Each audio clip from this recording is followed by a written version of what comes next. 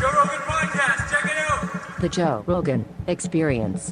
Train by day, Joe Rogan Podcast by night, all day. Donnell, What's going on, bro? good to see you, my friend. Take me to the river, I wanna go.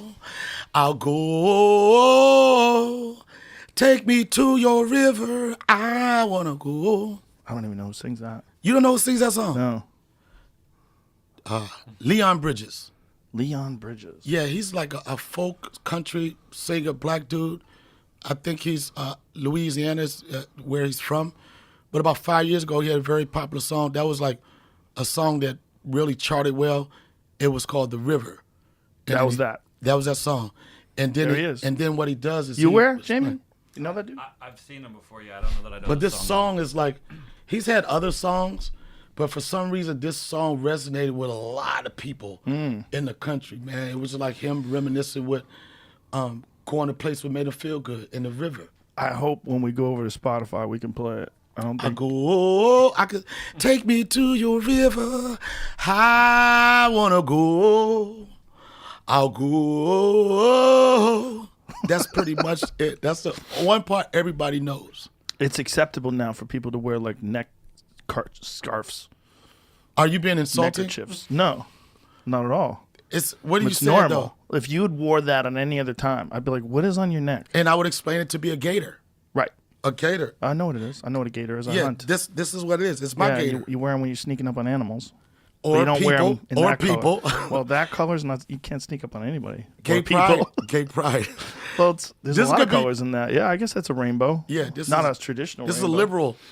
liberal gator. Liberal gator. Yep, it's accepted by anything. Gay people, black people, Hispanic people. I'm sorry. No worries. My baby mother asking me about weed. Jesus. Thought you don't like me. I thought you don't like me. Why you keep blowing me up about weed? You said you don't like She me. likes your weed. I mean, they like something, man. What happened to your thumb? I got shot. Who shot you? That's a question I haven't found the answer to. Really? This shit happened so quick, Joe. I didn't really get a good look at the person that shot me. Not too many people around to witness it, but I have the wound to show that I got shot. What was the situation? My dog. I got a new dog. She's adorable. Listen, That's as adorable as a dog gets, ladies and gentlemen. Look at that little cutie. yo, Can you see her on camera? Yo, this is my emotional support. That's dog. Maggie. Yeah, that's Maggie. Maggie, come here, sweetie. Come here, Maggie. Come here, honey. She's adorable. She doesn't know what coffee is. She's like, She don't know. She I'm know gonna what try weed that. is, but she don't know what coffee is. But I was protecting her. Some Hi. people were trying. Joe, you want to hear the story about how I got shot or what? Yeah. I was protecting her honor, right? I was protecting her from a hell of bullets. It was a gang. It was a lot of people. I don't remember all of that, but I got shot in my motherfucking thumb. Where were you? In the streets. Oh, just regular. Yeah, I was in the street. I was in the street. No, not just the streets. No, I was just in the streets. No town. No, just the streets. Come here, Maggie. And that happens sometimes, Joe. You put yourself, you're hanging in the streets, you put yourself in some unforgiving situations, and that's what happened to me, and that's how I got my motherfucking thumb shot the fuck off. And that's the story that's the story that I'm sticking to. So you got caught in crossfire. A hail of bullets. Jesus Christ. 45 shots rang out. Really? Mm-hmm. Legitimately? Pop, pop, pop, pop, pop, pop, pop, pop, pop, pop, pop, pop, pop. Wow. And this is the only injury I sustained. I'm very, very happy that that's the only injury you sustained. You're not happy about it, Joe, because when I love you. Come on. I know you love me, but when I told you I got shot, you continued to question me about. Well, Donnell, that's because you're Donnell. Right, but you continued to. I didn't question you like I didn't believe you. You did 100%. But you didn't said believe it me. so casually. That's what you. I said, "Do you want a drink?" You said, "I can't. I'm on antibiotics." I said, "What happened?" You go, "I got shot."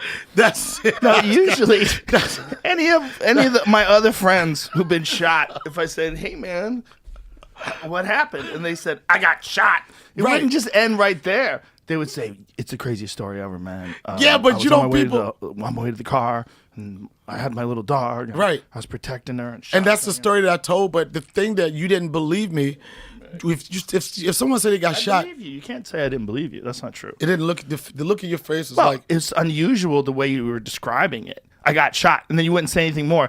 Like, Black people don't. What happened? How'd you get shot? Well, remember I had the disagreement with so and so. Well, we finally had an opportunity. Our paths crossed. We finally had a situation where those energies came together. We was like, how are we going to settle this? Right? It wasn't like that. I understand. It wasn't like that. It was a. Okay, so you don't want to get specific about details. No, I don't want to get specific. I just want you to respect the fact that I got shot. I believe that you got shot. I do respect it. I'm sad that you got shot, but I'm glad you're okay. I'm better. I'm good. So, how is your thumb doing? Is it going to be all right? Yep. It's going to be good. You know, we got all the bullet fragments out of it. You know, we avoided the surgery, so I'm going to be good. Just got to get the range of motion back. Oh, that's real good. They didn't have to do any surgery in tendons or anything like that? Nope. I got lucky. I have a friend who cut his finger on a window, man, and he never got his fingers back again. His fingers are like this, curled. I know everybody knows a motherfucker like that, and we've all made fun of that motherfucker. We've made fun of the person that you know that don't have a thumb. But I'm telling you, doing this, after me surviving this gunshot shit, just buttoning my pants become a task that I took for granted. Right. The point I'm making is that you're lucky to have all of your limbs, all of your shit on your body. Yep. It's true. And you don't appreciate it until one of them motherfuckers gone. Well, I think that's the case with everything, right? Like, we didn't appreciate how good we had it before the lockdown, before COVID came around. Nobody appreciated how good we really had it. We was living in the moment. We were also spoiled. We were spoiled by how good everything was. But we didn't think it was spoiled because that was what was going on. Right. Until shit shifted. And then same thing like you lose your thumb. You're like, oh, shit. You know, I really do appreciate doing those 3 spots that night. You know what I mean? I appreciate the fact that I could just walk with my family anywhere and I wouldn't be judged. I wouldn't be discriminated against, whatever. It'd just be like, there goes Joe and his family, not just like, do you have a mask or not? Right. You know? But I do believe that it took a pandemic for people to really realize what the most important things in life are. I think so, for sure. I think at the beginning, people were nicer because they were scared and they were like, it was almost like post 9/11 feeling. Right. Like, we're all in this together. Right. That didn't last very long. It was unrealistic to think that everybody's going to be that way. People going to get frustrated. Once also resources started getting low and people started realizing that they're not going to be able to work for a long fucking time. Right. Did you see the governor got busted? Did you see the photos? Which governor? Governor of California. He got busted for what? Got busted going to a restaurant with 12 people, no social distancing, no masks. All the shit that he's been preaching for, he didn't do. They were saying that he was in outdoors, like his people said it was outdoors, but now they have photos of it, 100% indoors. Right. They're all indoors, but the talking, thing, sitting. The unrealistic part about that, you know, people got to push their platform. This match has been crazy. But me, I know it shouldn't be like this, and I know it's like, but what does it? She curls up in you. But what does She's it represent? So adorable. When I see motherfuckers like that in a situation like no mask, not social distancing, I just assume that they all been tested. And they all been in a bubble situation. Well, that's because you've been in a bunch of bubble situations. Like when Dave did his shows down in Yellow Springs. Like you bubbled tested. me first. I bubble you here. You're the first person. You're the first person. You didn't rate my nose. You raped my finger. I didn't do it. Yes, you did. I hired a nurse. You made somebody do it. You can call it whatever the fuck you want to do, but she worked for you. That's true. And you forced that she had to do it. Well, I just suggested it'd probably be a good idea for everybody. Yeah, but it was good for everybody, and you knew that. So we know, like, that's a bubble world. Yeah. But it's not surprising that you see the governor in a situation like that because I'm pretty sure it doesn't send out the right message, but I'm pretty sure that the motherfuckers was tested. Well, that's what he should have said. They can't say that because they're a politician and everybody would go, wait a minute, if I just test people, can I go to work? Like what Dave's doing with all his shows. Yeah. Test people in the audience and you can have a full audience. You have a bunch of people that are healthy.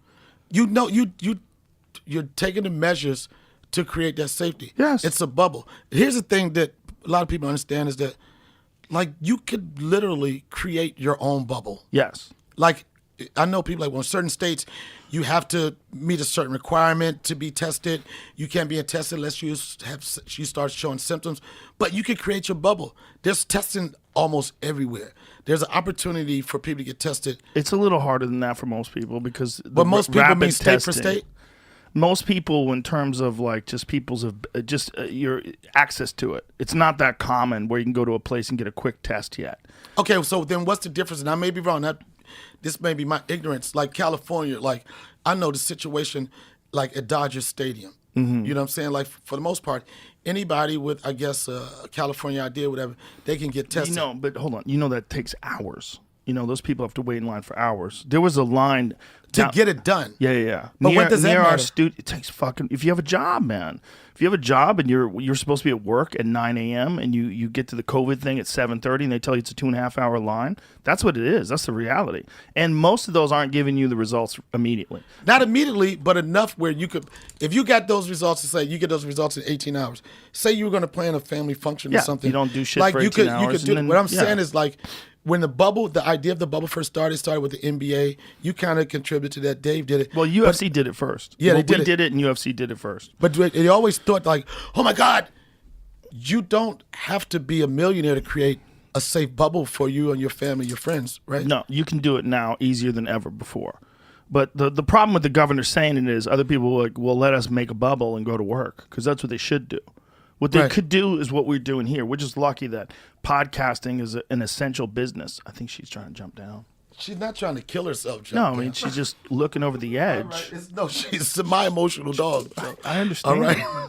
Listen, if anybody going to jump, it's going to be me. I'm in tune with her. Okay. She's the most adorable little dog I've ever seen. I've never seen a little dog as a puppy. Maggie Rivers, she's 5 months old. She knows her biological dad, and I'm her new dad. It was important for her to know her biological dad because I didn't want her to come from a place with like mental issues and shit. But I understand. She's in tune with her mother. She knows her brothers and sisters. They have play dates. She's a but little she cutie. knows she's my little bitch right now. What kind of dog is she? A Chihuahua pit bull. No. She's part pit bull? That dog don't look like it's part pit. What kind of pit bull fucked a Chihuahua? A toy pit bull. Oh, really? Yeah, she's one of toy, the little ones. She's toy Chihuahua. Toy. Those toy pit bulls are cute little dogs. Yeah, she's ferocious. Don't let that fucking sad eyes fool you. Have you ever seen a toy pit bull, Jamie? I don't think so. They're really tiny. We know real pit bulls, like the fighting pit bulls, they were like 30 pounds. They weren't big dogs. The ones that they bred for fighting. The smaller ones are the little demons. I don't even know if I can remember ever seeing a small pit bull. Yeah. Brian Callen used to have a small pit bull. It was a tiny one, and it was ferocious. That's where he gets his personality from. It's not him. It's his, No, he bought his it. animals. We went to a guy who raised them for fighting. Oh, shit. Yeah. We were like in our 20s. Those are all mostly puppies, but Oh, my God. Look how tiny. Damn, with that the little ball. motherfucker look tough as shit. The black one. Look at his The face. Black Lives Matter one, son. Look at his face. Oh my God, that's ridiculous. That dog's ridiculous. That dog's See, hard that's to- the thing that they do. They take these dogs and But they break turn their them into legs these- and shit like that, right? Well, no, they just breed them. They do what's called they select, right? So like a dog with shorter legs, they'll breed with another dog with shorter legs, and they'll try to select for certain traits. Like I used to have a dog that was from Hawaii, and they used him for hog hunting. That's what they use his family for. So he had long ears. It was a He dog was a pit bull. specific to Hawaii. Yes. Yeah? Yeah. They breed a lot of pit bulls in Hawaii for And what are their hog jobs? hunting. Because most dogs do they go get birds? What the fuck does it do? Hog hunting. Okay. See, what they do is in the real thick brush, you can't really get to the hogs. Like it's hard to shoot them even with a gun. Like you're shooting through hundreds of yards of brush. But the dogs can go in there and get them, and they'll hold them. They'll hold the pig. So there's a style of That pig makes the hunting easy, though, right? It does, except for the dog. It's not like the same kind of hunting because you're relying 100% on the dogs. Usually there's two groups of dogs, depending on what animal you like. If they hunt mountain lions, they'll use a certain kind of dog that'll bay the dog. Right. That'll bay the mountain lion. But if they hunt pigs, a lot of times they'll use an animal that lets you know where the pig is, and then they release other animals that hold the pig. So those are the pit bulls. And then you shoot them. Well, they usually stab them. Up. Yeah, it's kind of fucked. Oh, so that Because experience is all about the dog. it's the dog is the one who did it, and you just finished the job. Damn. It's crazy too. There's excuse me. There's videos of it, of the way they do it, and it's like woof. And I've been asked to go on one of those hunts. I'm like, I am not interested in doing that. I What get do they it. do? What happens when the dog gets old? Do they I like get new dogs. But this is a thing that people are doing for two reasons. One, for food, right? Because this is the best way that they can get food. Like you can trap this animal, and then that's how you're going to get the animal. If you just rely on just hunting with like a rifle or a bow and arrow and real thick shit with wild pigs, you're probably going to go hungry. So So there's that. And then the other thing is these are invasive animals. Like they were brought over to Hawaii and they're wild and they have no predators. So they have to kill them. They have to control their So population. did they bring them up here to kill a species or something? Like I know that. No, they brought them over for food. Oh, okay. Like Captain Cook and those dudes used to do that shit. They used to release goats I don't know on Captain islands. Cook. I know Captain Crunch.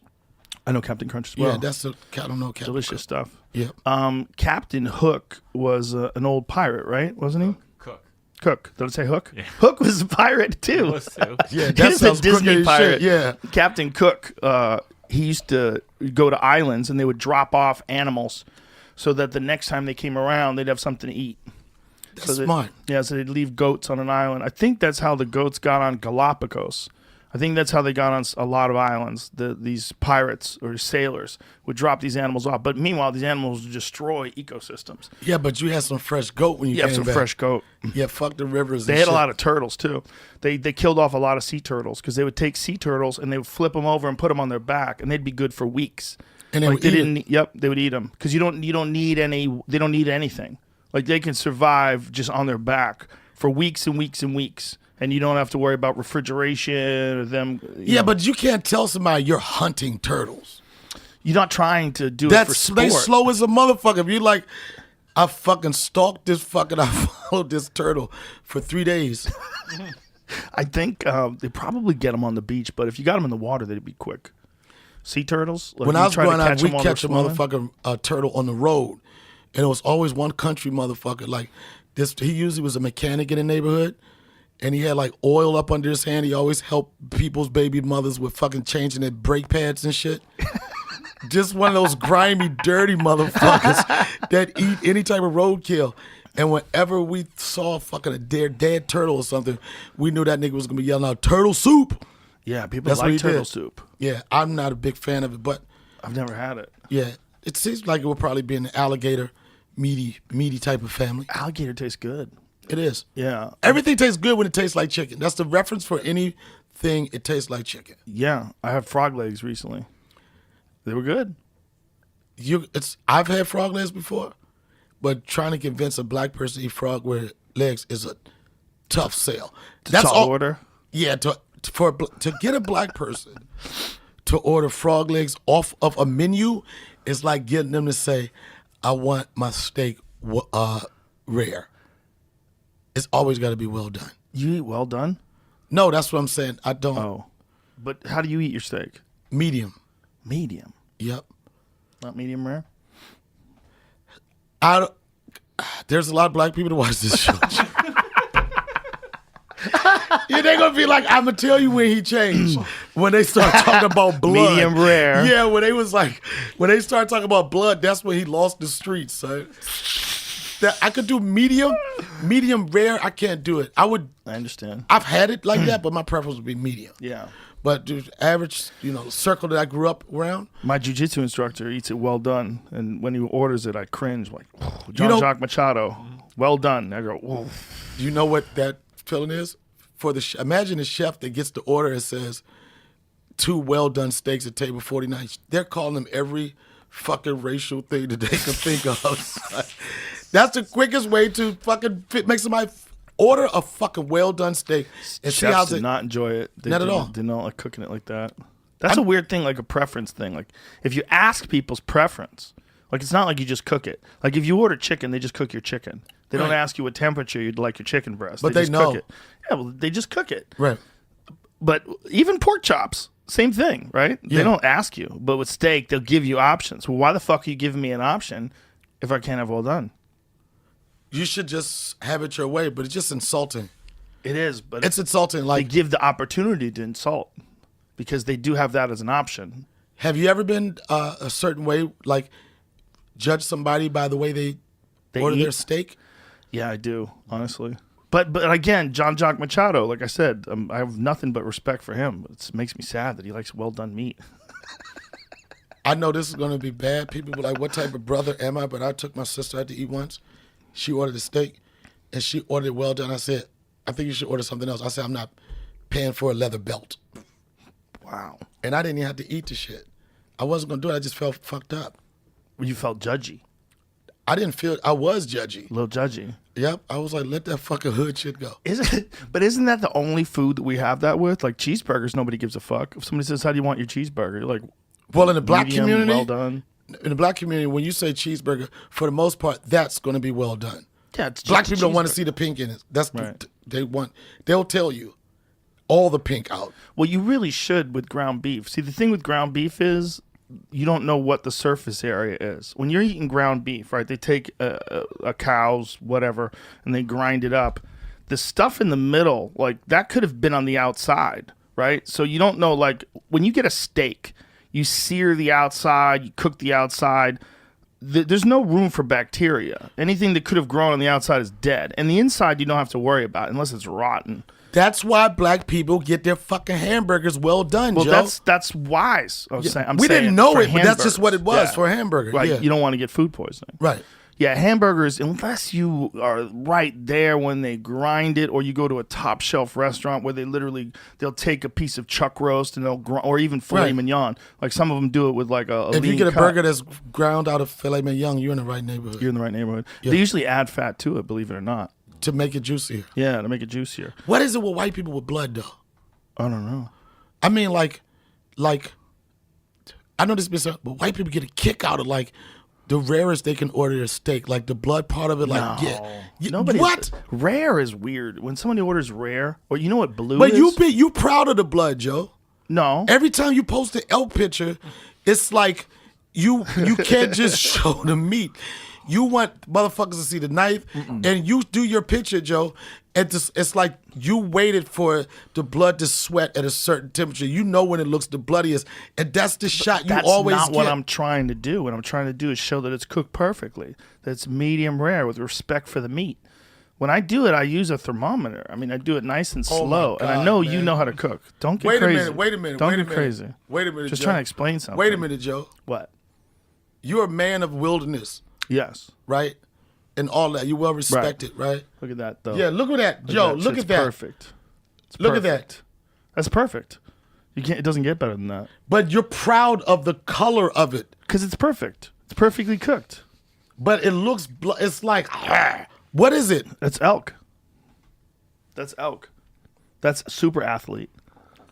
I argued with someone because I told them that you like elk and I can make elk, and they were like, "This Sure, you you can can't make make it. But they were like, Tom this. Papa makes it.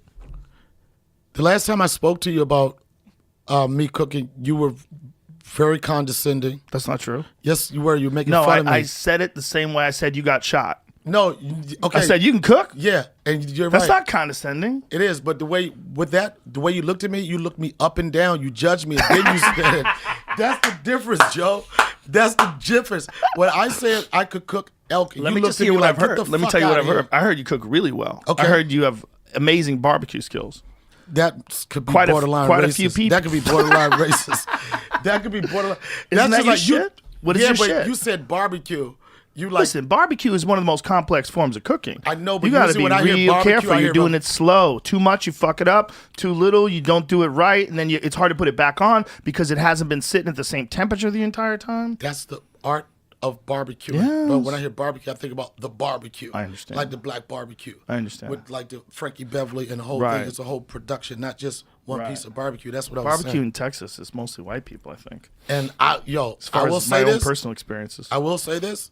White people can fucking smoke some meat. they know how to do it here. I'll tell you that.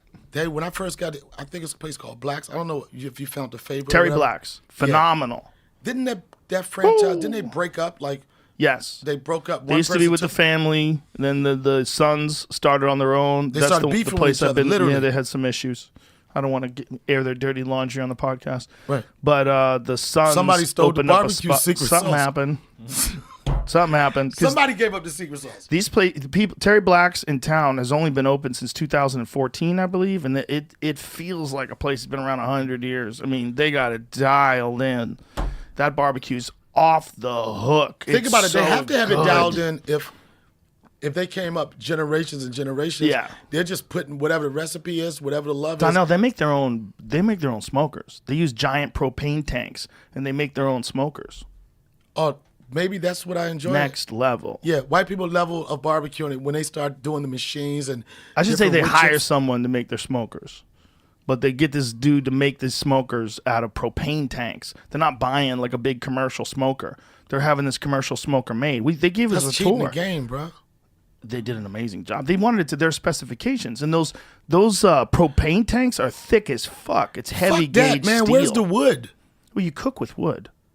Okay. The wood is an offset. You know how those smokers work, right? Right. So you have a firebox. The firebox is over on the side, and they're constantly checking the temperature and opening the flues, make sure it's at a perfect temperature, and then you got the smoker, which is off to the side, and they're moving meat around because it's hotter where the air comes right out. But so they got they're the really whole well in. system. Oh my God, they got it dialed in. Their brisket is ridiculous. It's so good. That's what I'm talking about, bro. That shit melts your mouth, and their brisket don't come off bloody like that. It's a different kind of animal.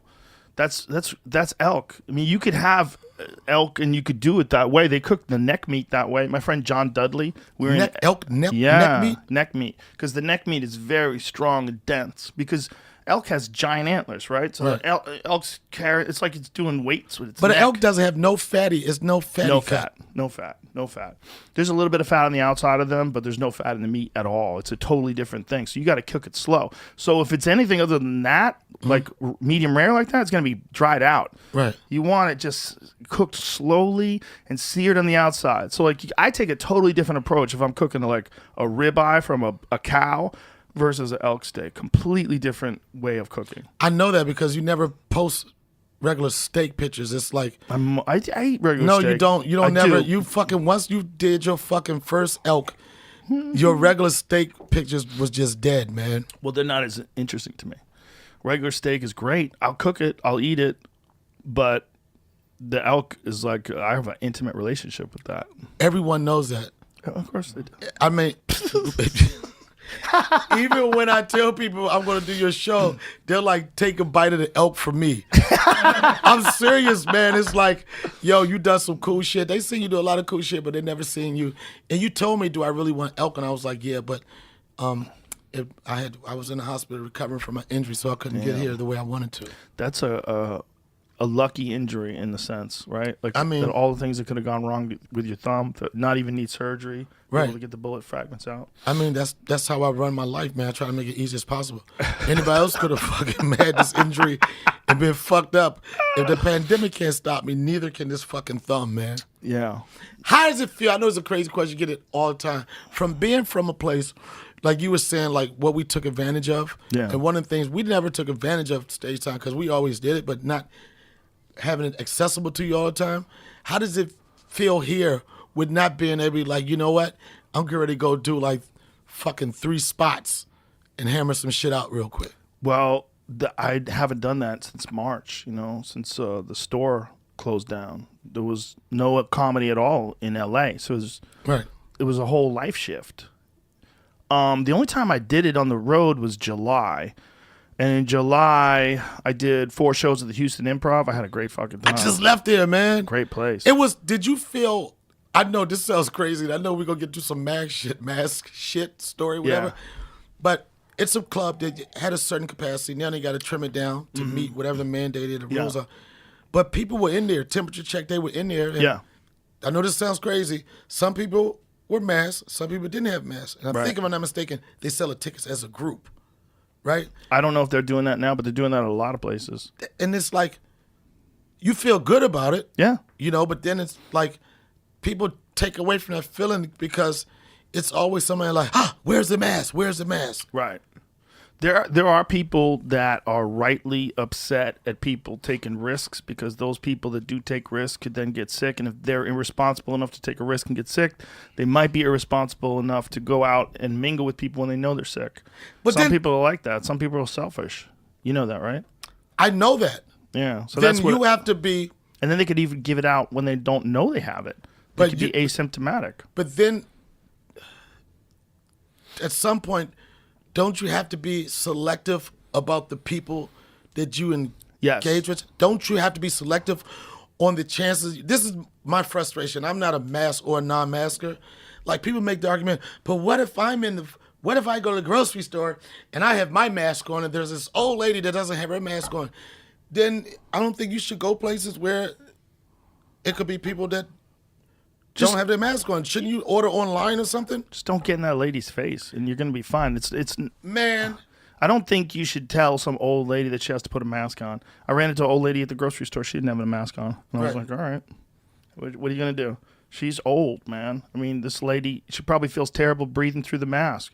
She probably Anyway, feels like she doesn't have much time. she's about to have an asthma attack. She had one on, but she was doing this shit. The I got chin into an shit, argument.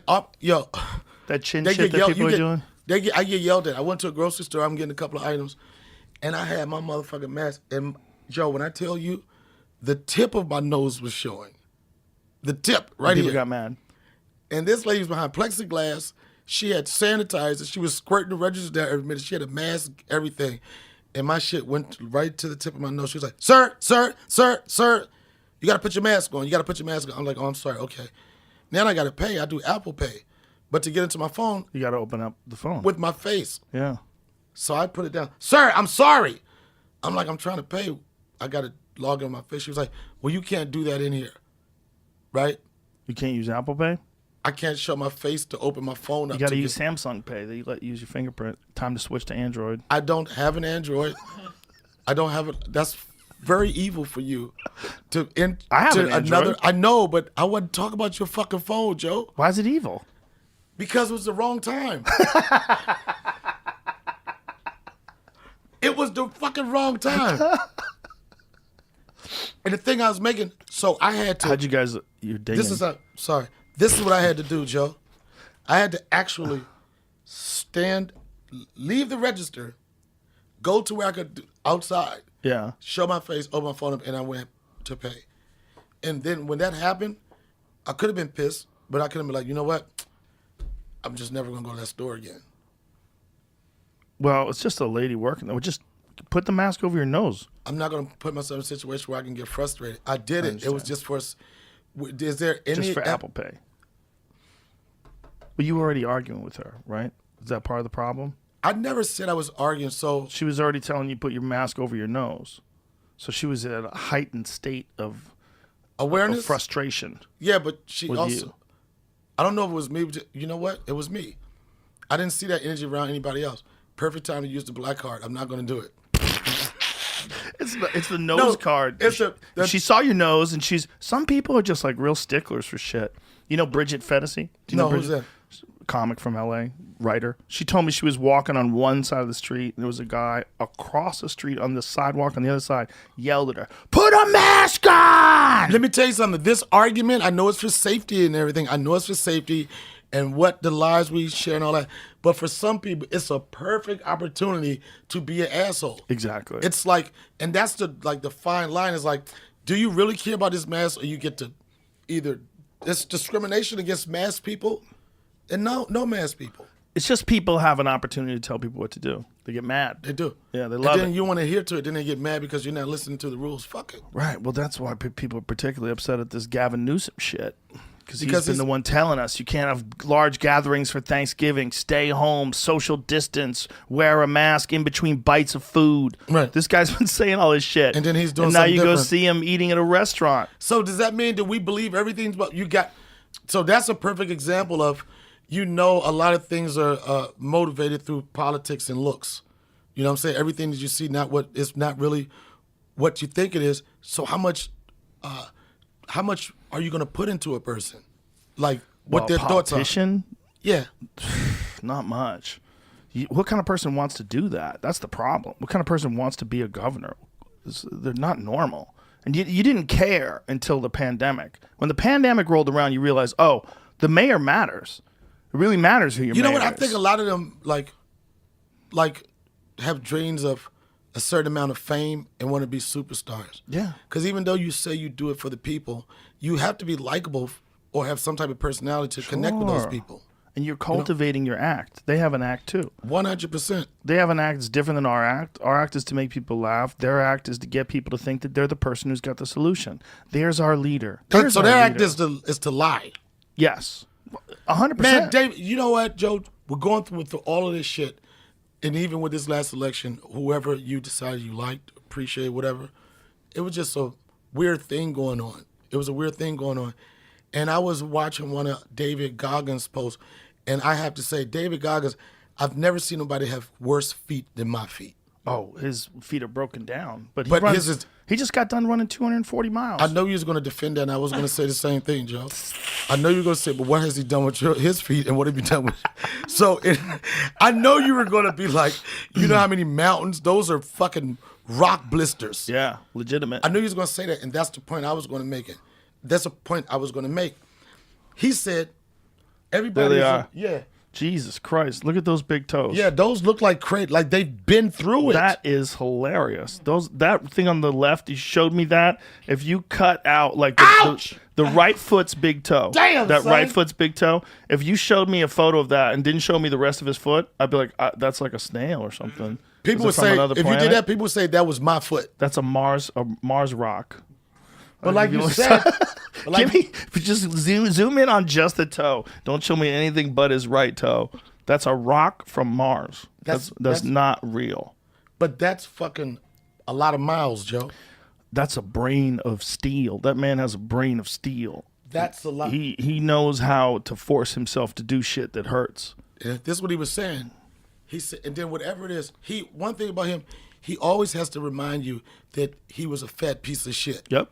It doesn't that got to be fat. Must be the number one motivating thing for him. Look at that toe. God damn. So son. if you didn't see the rest of it, you'd be like, "What is that? Oh, that's a rock somewhere. That's on another planet. It's a satellite nigga, photo. Don't go that close, son. That's a Come on, satellite man. photo. See, white people, y'all gross as shit, son. That's a satellite you photo. You want to see blood and pus come out of that motherfucker. I know your thing, like, Jamie, go closer. But the point he made, son, he said, everybody, I used to be a fat piece of shit. Yeah, he was 300 pounds. Yeah, I was 300 when I was a piece of shit. Everybody's looking for, I need the answer with this person. I need the answer with that person. But fuck it, why don't you be the answer for yourself? Yeah. That's. I know people are like, well, that's easy to say. But why not find the answers you need in life through yourself? Right. And through what you do, your hard work, and the type of person and type of human and type of father you are. That's why people like him are so important, because he'll tell like what? you. Yeah. People like him are so important because he'll tell you he used to have no discipline. Right. So like look at him now. This is not something he was really born quick, with. I gotta interrupt. Go ahead. It's so funny you said discipline because I was having coffee with Dave today, and then he said that about you because I was talking about I can't drink no shit with my antibiotics when I got shot and everything. And in some kind of way we talked about you, and then and that's what he said. He said I fucking love and respect his discipline. I do have some of that. Yeah, but I'm lazy too, man. I force myself in all the stuff that I do. Yeah, but you get challenged by something though. Yeah. Something kicks you in the ass. Yeah. Well, I don't like falling. I don't like not doing what I'm supposed to do. So I force myself to do what I'm supposed to do, but it's never easy. It's not easy, you know. It's like I always would think of disciplined people as being like there was no wavering.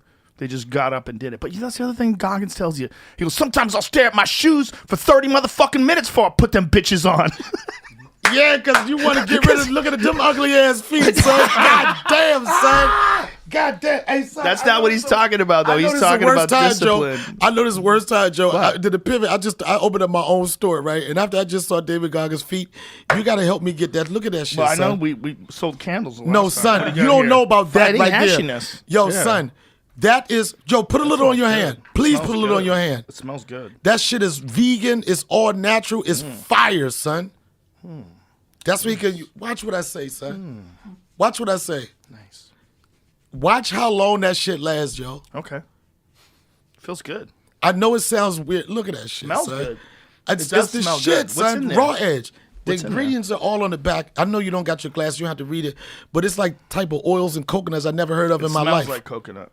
Coconut, or Google, all the black it's got nuts and oils. CBD. CBD, son. You feel me? I don't know what this stuff is. When I Mongongo oil? What is that? Google it. Google it. Google it. Google it. And mad rich plant butters. Good, yo, you laughing, son? You're laughing, but that shit is fire, son. Good. I'm just laughing at the way Erica you wrote it. Badu put that shit on, right? I love it. Erica Badu put that shit. No, that's you, son. Oh, thank you.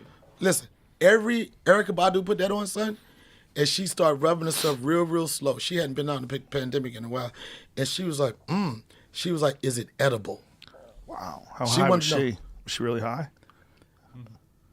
Are you disrespecting my product, or you No, disrespecting but her if I was anointings? thinking about taking cream and eating it, I'd probably have to be pretty high. Certain people react to things differently, Joe. But it does smell like food, though. It smells like a delicious But pina wait colada. to it. But wait to it. It's like food. There it is. It's like food for your body is eating right now, Joe. And 100 milligrams of CBD. Yep. Look at that. Mungogo oil. There it is right there. There it is. CBD and hemp It's a seed nut. oil. Cocoa butter. We got all the nuts. Look at this. When did you start this business? How long I ago? started it. I've been working on the formula for 2 years. Scroll son. down. Look at that. I know that's my Why best does it picture say ever. too classy? Because that's go the from feeling. ashy to classy. That's I the get feeling. it. That's the Okay. feeling you have. Look at that. I like the sparkle. The thing Sparkle about it, on your Joe, teeth? I've been ashy my whole life, right? You know that, everybody Yes. know it. And for years, people like, you should do lotion, you should do lotion. I'm like, man, it's kind of corny. I mean, it could be the novelty could be funny. Yo, Ashy Larry got his own lotion. And I was like, fuck that shit. Then I met with this young lady, and she's like a chemist when it comes to this lotion shit. And we started working on it. And then when I finally tried what was the end product, I was like, this shit really work. Like, it really works, and it's good. It sounds like it's good for your muscles, too, if it's got CBD It's good in for it. everything. Your hands are going to thank me later, son. I believe it. Yes. What is the name of the website? James? Donnell Rawlings. That's where you on can his get it. website. Oh, Donnell Rawlings. okay. I Oh, it's opened on up a your store, website. son. Oh, I like it. I like it. Look at you, entrepreneurial. I never. This is one thing that came out of this, and not just for me, Joe, for a lot of people. Think about this: a person that makes their money on the road, a real road comic. This happened to me. 95% of the money that I make is on the road. 95% of the shows I had are done. So only thing I have from what I usually make is that 5%, and that ain't enough for shit. Right. And even though you can have some money stacked up or whatever, you still gotta ask yourself, what the fuck is going to be the pivot? I don't think the pivot's going to come for a long time either, in terms of us being able to get back to work. Like No, we we were. about to work next summer. Next summer, you think? Joe, Donnell. well, I'm not trying to say I don't believe in Corona right now, but we are on the track of not just deading this shit, but being able to have it under control. We're about to get to the point where people are going to have more sense of security. You know what I'm saying? Just think about the progress we made in a year from when this shit first happened. You take a Corona test, you had to wait like 7 days. Right. Think about it when it first hit. We had to like, oh my God, it was so scary, it was so scary. And then all these ventilators. But if you know now, since when the pandemic started, yeah, we still losing people, but you don't hear that ventilator talk too much no more. Well, ventilators are actually a bad idea now, they realize. My point. You know what I'm saying? It's They like figured out a lot they're of finding things. this. I did a anytime- whole podcast yesterday on COVID with Nicholas Christakis from Yale. He a COVID nigga? He believes that COVID? COVID is a real problem. Yeah, for sure. You That was- don't? I believe it, but I think believe it's it. controllable. It is controllable. I think it's a multifaceted problem, and I think we're only handling one aspect of it, which is keep people from working, keep people home, keep people away from people. No, you can't do You're that. treating people like they're children. This is what you got to do, You got to Joe. let them go outside. This is what you got to do. We're going to have more creative ways to make money. Like, Yeah. think about the comedy scene. When we thought, like, the only place to tell jokes was on the stage. And I had some resentment toward some of those outdoor events, the parking lot shit. First time I saw one of those parking lot shows with horns, I was like, never give a heckler an instrument to fuck your show up. I'm like, there's no way these motherfuckers don't like me. There's no way I'm going to be... Yeah, but people are happy to be out, man. It's a different experience. And the point I was making is like, you could suppress people, you can hold them down for a certain period of time, but after a while you're gonna have to figure something out. My point I was They're going to gonna make figure is something they're out. only looking at one side of it. They're not looking at telling people how to be healthy. There's no talk about that. Nigga, Yes, that's what's up, right? son, you a strong motherfucker. All your niggas is strong. Jamie might be the least strong out of everybody. Excuse me? Stop Nah, with I'm the just dings. saying, like, Shut Jamie, your I know phone's you- ding off, man. Jamie, I'm not saying you're not strong, son. I'm not That's what saying. you just said, though. Yeah, but you're But I comparing didn't him to mean like it like Tony you're not Hinchcliffe. strong. I'm just saying. Yeah, okay. Or All Red right, Band. Oh I'm yeah, I way didn't over- forget about come on. you. Listen, you he's got a oh, yeah, I'm deadly sorry, to Tony three-pointer. Hinchcliffe. He's got a deadly 3-pointer, and he runs. Like, Jamie's in shape. I do That's pull-ups. black shape. He does pull-ups. That's black people shape. He does pull-ups. That's black people shape. Run, play basketball, Yeah. and pull-ups and push-ups. You do like the jail workouts, son. Jamie's actually in good shape. I know. I believe it. I'm sorry, Jamie. I didn't mean to offend you, I man. get it. He's back there. He doesn't talk God a damn. lot. I know. Then when he It's talks, okay. then when he finally talks, it's like, yo, when he finally talks. Jamie, show him it's show him that video of you dunking, shooting 3-pointers. I never said he couldn't play basketball, He can't dunk. son. But, dude, it's impressive. Like You can Rain dunk, Man dunk, shit. son? No, you can't dunk. We're working on that. He's hitting 3-pointer after 3-pointer like Rain Man. There's something weird about him. Well, Like he's got like he might have a wire crossed in his brain. I didn't know you was nice. What I'm saying is, to go back to your point, Joe, is everybody's talking about the end of Corona. Like Don Lemon, man. Don Lemon, man. Don Lemon. Son, 4 years, son. For 4 years straight, he complained. He was mad at Donald Trump for 4 fucking years. Yeah. 4 years. And I was like, man, if Donald Trump wins this election, Don Lemon is going to jump off the CNN building. Do you remember all their faces when he won last time? When he won in 2016, they were all so depressed. Jake Yeah. Tapper and all those people on TV, just like, motherfucker, I can't believe this. Yeah. But here's the thing, Joe. I'm like, I don't think you're supposed to do that if you're doing the news. If Joe. you're doing commentary, you can Joe. do that. I think if you're doing the news, you're supposed to say the news. Joe. Let us figure it out. Joe. Donnell. Joe. That's why I do subscribe to the notion that fake news, like, to be honest, it's all fake. It's all of them are fake. It's a lot all fake. And this is what I did, what I keep on telling people is like, how, I know you're upset, but when you're like, you're, it's all personal, like everything hits you to the heart, like. Well, that's where it gets weird. Those two guys, Chris Cuomo and Don Lemon, both of them, they do this editorializing and this like it's almost like they're doing a podcast. And their opinion is all in it. And their opinion's in it, but it's also scripted. It's on the other side too. But it's scripted. Yeah. And they're doing it on a news channel. There's a lot going on there. But that's why if you don't, here's another thing about the media. If you didn't understand whatever party you agree with, whatever, that if you don't understand how easy it is to manipulate the media, Joe, it is so simple. To manipulate the media? To manipulate the media and the people that listen to it. Well, that's you what can it's manipulate people. What do you mean by manipulate the media? Like, you can create stories. Okay. You can create stories. Yes. You can make things happen. I got shot, nigga. Yes, I see. I got shot in my motherfucking thumb. That's what I heard. And a lot of people don't believe me. Well, I believe you. I don't believe that you believe me, Joe. That's what I believe, motherfucker. That's not convincing. But I the point believe I'm you. making is, like, when I first got shot, Joe, I posted on Instagram. I didn't want to post on Instagram because I know that I didn't want to get no war in the streets going on. People like going out looking for the person that shot me in my thumb. So I kept it to myself. I didn't really bring it to people's attention. I posted one picture of me being in the hospital. Everybody's like, you okay? You okay?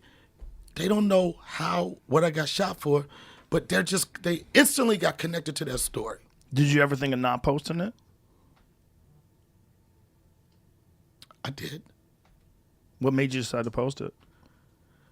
The world needs to know. The world needs to know A little some of bit? the gigs I had to postpone when I was okay. shot up, not locked up. You know what I'm saying? get It's it. like, Yeah. I wasn't ready to share it to the world then. I didn't know how my friends was going to take it. Okay. Then I wanted to be transparent, to be honest. I let them know I got shot. That's what I did. You know? I see. You feel like you still don't believe me. I do believe you. I think you're just looking for a very specific reaction from me. I gave that up a long time ago, bro.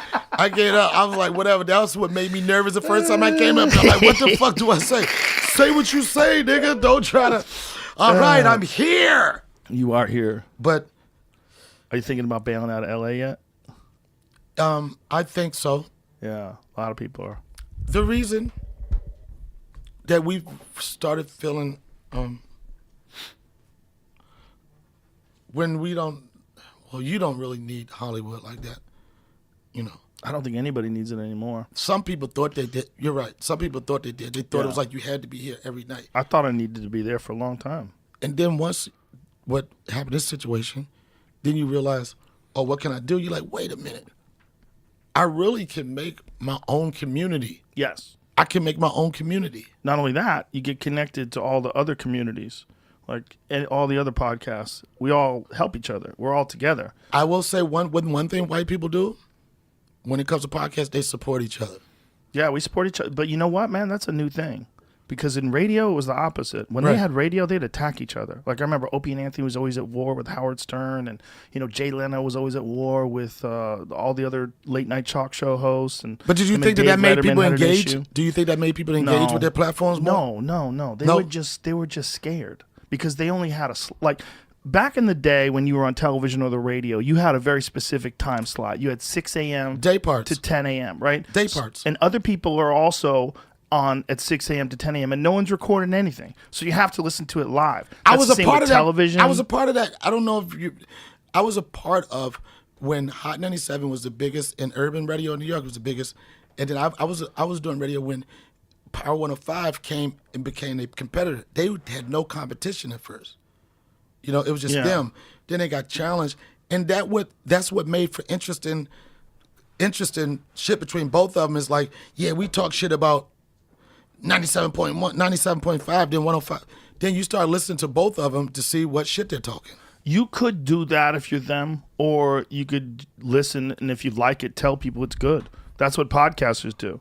Like if I'm listening to your show, I'll tell people Donnell Rawlings' show is hilarious, or listen to this guy, or listen to her, or listen to what I'll tell people I don't even fucking know, man. I tell Right. people about podcasts that I listen to from NPR or fucking Radio Lab. What I always tell people, because I'm interested in cool shit. I want to know about cool shit, and if I find cool shit, I want to tell other people about cool shit. I'm People not don't worried. think that that's cool though. Well, they're worried about if they talk about something else, it's gonna going to blow. take opinions. It's going to take attention away from them. That's what's called famine thinking. You can never Famine? think famine. Famine. Feast or famine. I'm a Right. feast thinker. Right. I always think there's enough for everybody. Everybody too. come aboard. I want everybody to be happy. I want everybody to make money. I want everybody to be famous. I want everybody to be happy. I want them to be fulfilled. I don't want to be the man. That idea of being the man to me is ridiculous. That's your idea, but on the outside of when you do stuff like that, for some people in their perception of you, that's what makes you the man. That's what makes you, if you're able to inspire and motivate, that's what makes you the man that, you say you're not. Well, I'm happy if that's the case that people think that way, but They know it. I'm in a position to be generous, so I'm They know it. generous. They I even like hold to it be against you, generous. too. It feels good to be generous. But they hold it hold against me. Who yeah. holds it against me? People that don't like me. They hold it against you that I have you on? No, people that don't like me, they'll say They hold it something. against me because Yeah, you. that like you. Oh, because like the RZA podcast?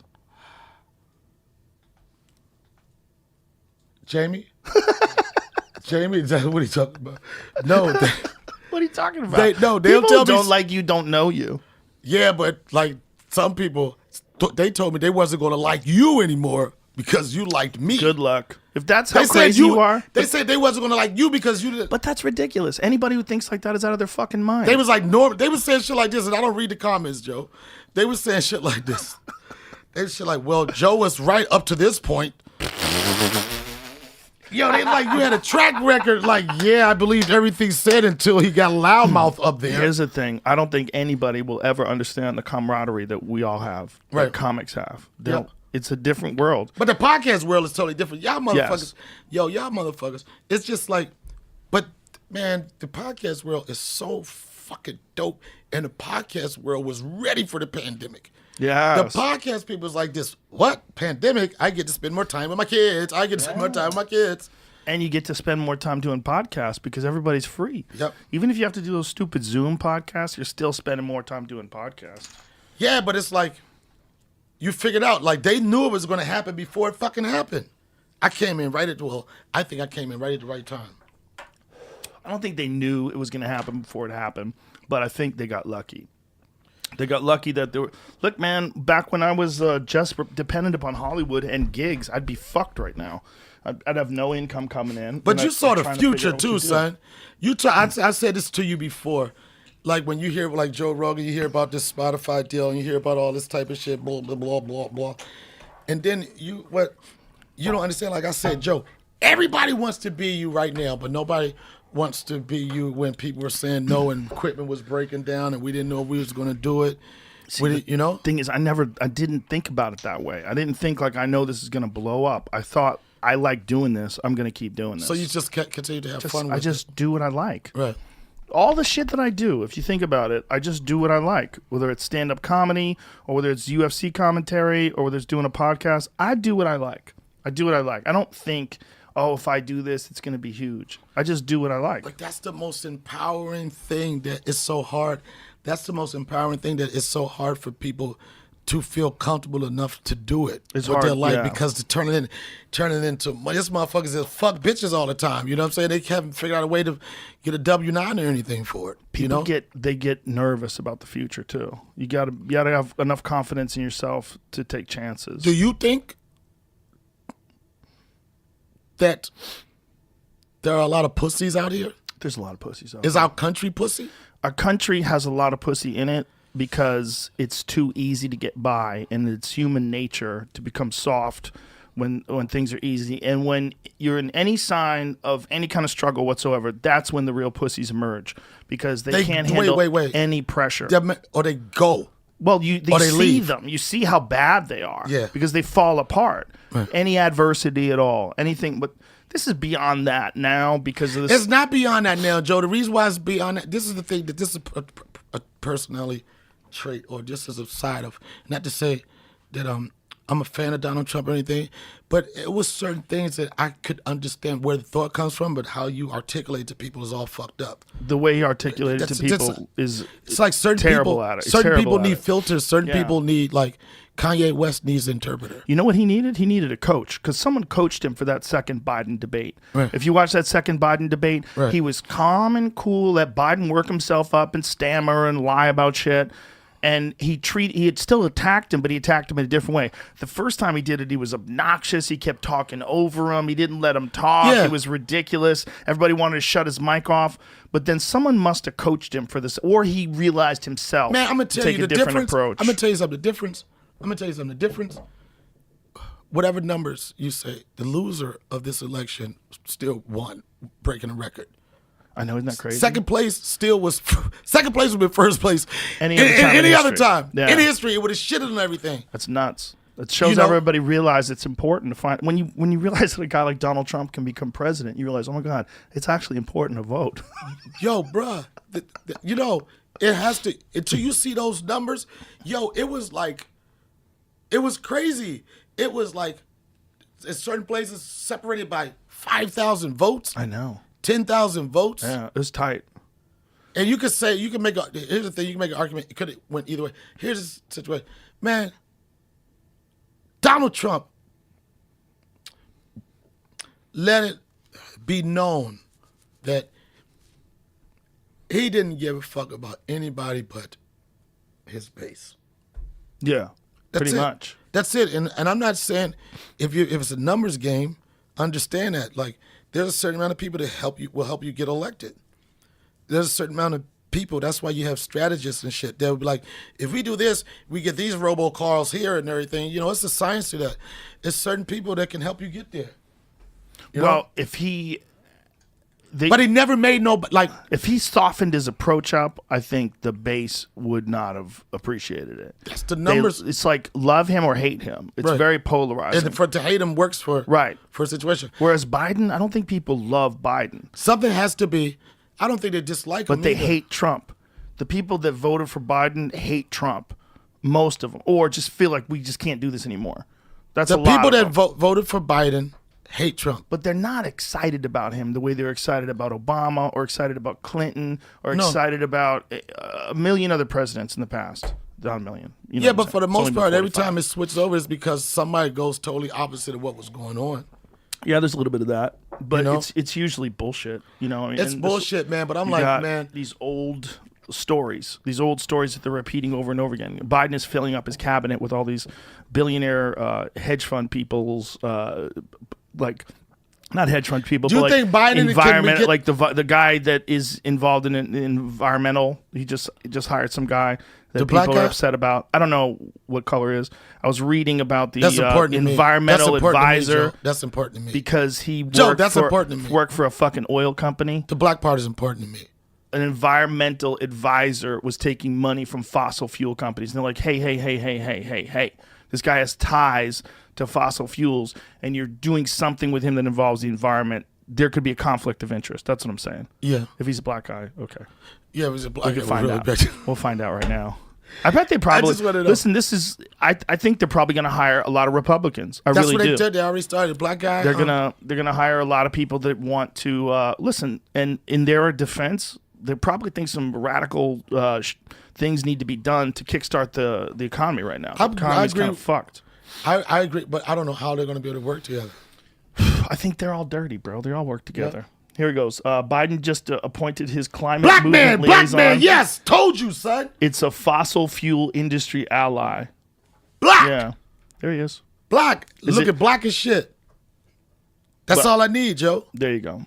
He raked in big money from fossil fuel industry while waiting to help oil and gas or voting rather to help oil and gas companies. Look how he's greeting him is different. Look, it's like Giving that's him knuckles. Hey, fella. my motherfucker. There's a video of Lindsey Graham and Kamala Harris fist bumping each other. It's adorable. Kamala Harris. Reaching across the aisle. That was a good move. He's walking by, fist bumps her. Well, she's the only good move. She's strong. You know, she was a district attorney. She got some questionable arrests on her. Of course. There's some shit that It's she so did, interesting, imprisoning people and keeping them in prison to use them as to fight wildfires and shit. But I in my community, I've heard people talk about her and everything. I'm like, wonder what you have trust in her, you believe in her. What I did believe in was when she got elected to be the first female vice president, first black president. Within a couple of days, the commercials I've seen on different urban platforms or just period, it's been, you see a little black girl, right, looking up to something. Mm-hmm. You know, we see that shadow with her standing there and the little black girls in the shadow. Black girls in shadow, but the little girls that they're showing, it's like this. You could be that person. They feel black girl joy. They see something that's. She also, you know, she didn't. And just, I know she put motherfuckers. But she didn't do just bad things. She did a lot of good things. She prosecuted a lot of child sex predators, a lot of pieces of shit, a lot of bad people. It wasn't just the situations where people should have been let out of jail and weren't. But there's also like. This is the thing that we have to realize when it comes to district attorneys and just attorneys and prosecutors and defense attorneys in general. They're trying to win a game, and it gets dirty. When I tell you what, when my they're trying to prosecute experience- people, you haven't yet, but I'm sure you will. Sorry, go but ahead. when you're trying I'm to getting prosecute better. people or defend people, the people defend people they know are fucking guilty. And they'll keep shit from the prosecution even though they know they're defending a guilty person. They do it all the time. So they and just people defend in law. prosecute people that they're not sure are guilty. And they'll pretend they're sure that that person's guilty because they want to win. And they'll withhold information that could potentially exonerate that person because they're playing a game. When you let people play a game, anytime you let people play a game and someone's trying to win, they cheat. They try to figure out a way to do better than you with influence, by withholding things, by holding things back. They know this judge. They're tight with this lawyer. Right. They try to win a game. You've made it a game. So you got a prosecutor and you got a defense attorney. So you got two competing forces. You're always going to have lies 100%. because people play games. So that was the business she's in. Her saying, But as you us said it, saying Joe, that that's she the did business. this. It's like But that's her business. That's her business, and they are a business of words. Like you're saying, there's Well, no she's in the personal business connection. of laws. How do I win with- particularly? Laws, but laws Yeah. are the word. How do I win with these words right here? Right. No Okay. matter what you Right. think, how do I win with this? Come on, Kamala, you know that's not right. We're not talking about right. We're talking about what we could prove. And that's what law is all about, right? Well, that is, if you are a defense attorney, that's your job, is to protect somebody and try to get them off, even if they might be guilty. And if you're a prosecutor, your job is to prosecute somebody. Your job is not to go, hey, we might be wrong. Your job is not to go, hey, let's hold. But the shady shit is when you don't play by the rules and you withhold information or withhold evidence. And people have done that in the past, and that's when things get real squirrely. Because, like, okay, now you're not playing the game. You're using your unfair advantage But of being nothing able to surprises suppress you. Nothing suppress it. surprises no, you. No, it doesn't surprise me. But what I'm saying is it doesn't make a person all bad. Right. Like, she's not all bad. Like, she's done a lot of very good things. That's And I read an article about all the different things she did, including the different things that she did that a lot of people thought were bad, like But what was her threatening moms with they would go to jail if their son was truant. But it turns out no one ever went to jail. It was a threat, and obviously it's terrifying to be a single mom and think you might get put in jail because your son is just running around and doesn't show up at school because you work two jobs trying to put food on the table. But nobody ever actually did get arrested and went to jail. Yeah, because it's going to be too hard to prove that shit, man. And some people, and in some cases, some people are, and I don't know if this was the case, some people are too lazy in certain situations too. Well, I'm saying it's not a good idea to threaten a mother because she's a single mom trying to get by and her son is not going to school. It's not good to threaten her with jail time. But sometimes people make decisions. Yeah, sometimes people make decisions, like drastic decisions like that. And maybe at the time they had a perspective that's different than the perspective that they have now. It's called evolution. I want everybody to have I want them to have a clean slate. Biden and Harris are in there now.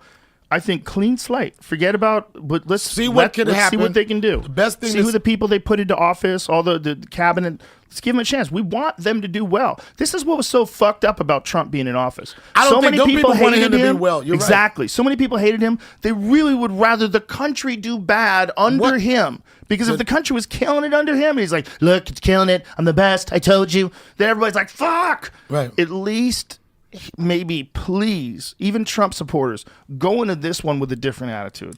Let's all together say we want the best for America. What's done is done. The election's over. Maybe you were a Tulsi Gabbard fan like myself. Maybe you like Bernie Sanders like myself. But maybe you like fucking Jeb Bush. Yang Gang. Yang Gang. I love Yang Gang. I love Andrew Yang. He's an awesome guy. I love a lot of his ideas. Right. But for now, we know where it is. It's Biden and Harris. Let's but them niggas mad, Joe. Them motherfucking Trumper. You got different level of Trumpers. Well, there's a lot of people that think there's some mad as a motherfucker that don't want to hear shit, son. Part of the problem is he's telling them that it's a rigged election. He's telling them that's it's what's a rigged so election. fucked up.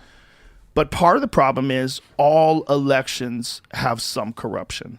They just fucking do. They've been around forever. But not enough for you to say, nigga, when you leaving, nigga. I don't think there's Did he keep his secrets and shit, Joe? Well, Mike Baker, who used to be in the CIA, was on here. Mike Baker or your Baker? Mike, pastry? His name is Mike Baker. Oh, I thought you said he was Mike in the Baker. CIA, and he came on the podcast recently. He was telling me that even if they did overturn it, even if they did rather find corruption, the amount of votes you're talking about in most of these states, it's not enough. It's not enough. Right, not nearly enough. But it would have to be crazy corruption. Yeah, like these motherfuckers talking about 5 or 6 people, bro. Yeah, and that's the petty shit. No, it's not 5 or 6 people. Every time they've got them, I think they uncovered 2 different things today in, I want to say it's Michigan, where they found a memory card that had more votes for Trump than Biden, but it was close. It was like 1,000 for Biden and 1,000, a few hundred for Trump, like 400 or 500 for Trump. Where'd he get the memory card from, son? I do not know. Come on, Joe. I think there's a lot of unorganization. Nigga could have brought up any memory card. So motherfuckers hand you a memory card. Someone who's counting votes got the memory card from the machines. Who told you that story? This is in the news. Which news outlet? It was in 3 or 4 different ones that I saw. And they all said the same thing.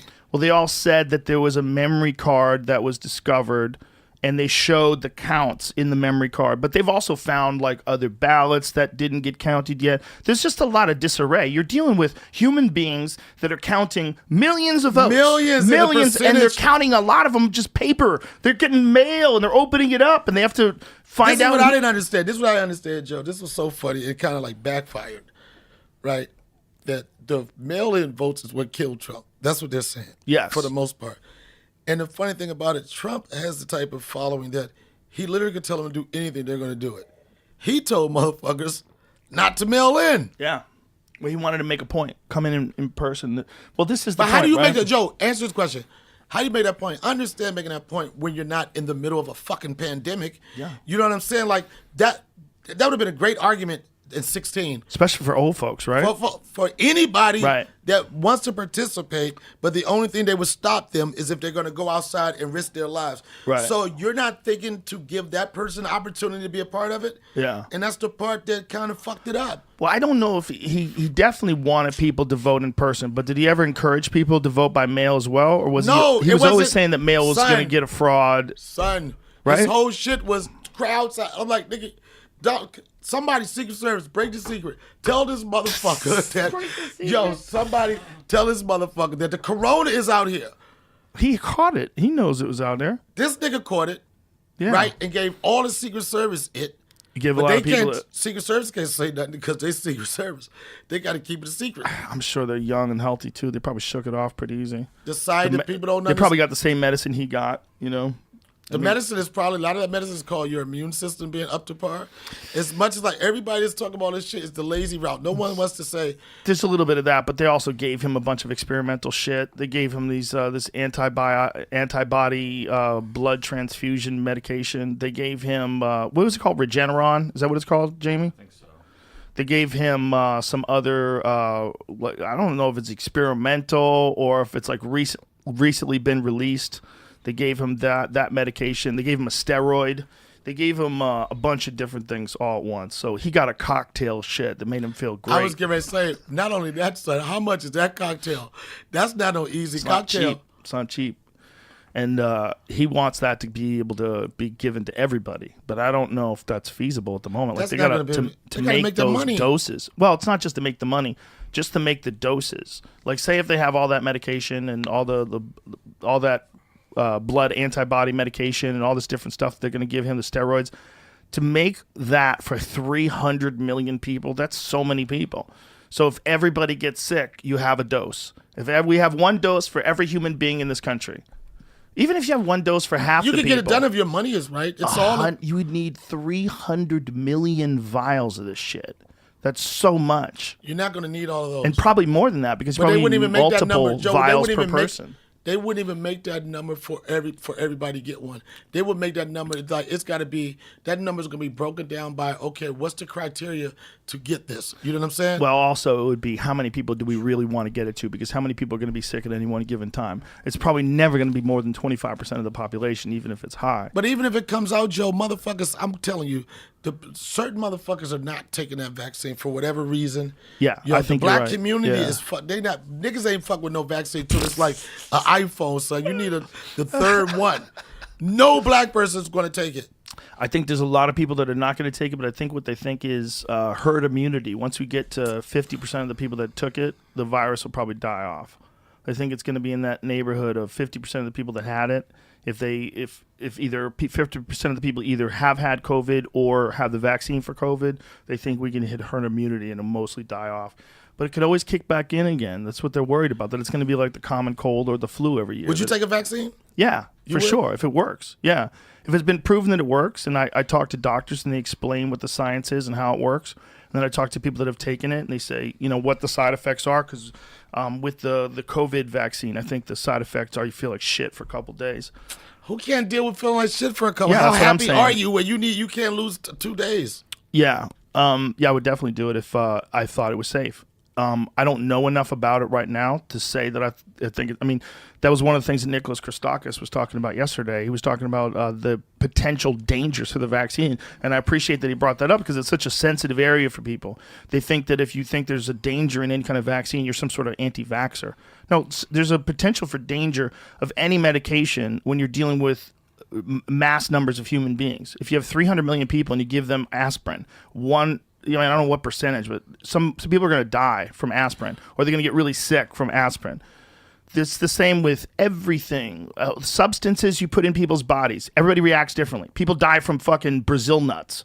There's some. Yeah, but them motherfuckers want to waste time with these home remedies and shit, man. Them home remedies, they're cool for some people, but eventually, man, you're going to have to talk to somebody. Yeah, for sure. If you got a real disease, if you the people that want to cure like cancer by not going to a doctor, like whoa, they can fix it now. Like Right. There's a lot of cancers, not all of them, of course, but there's a lot of You're way better off having cancer now with modern medicine than you were having it 15, 20 years ago.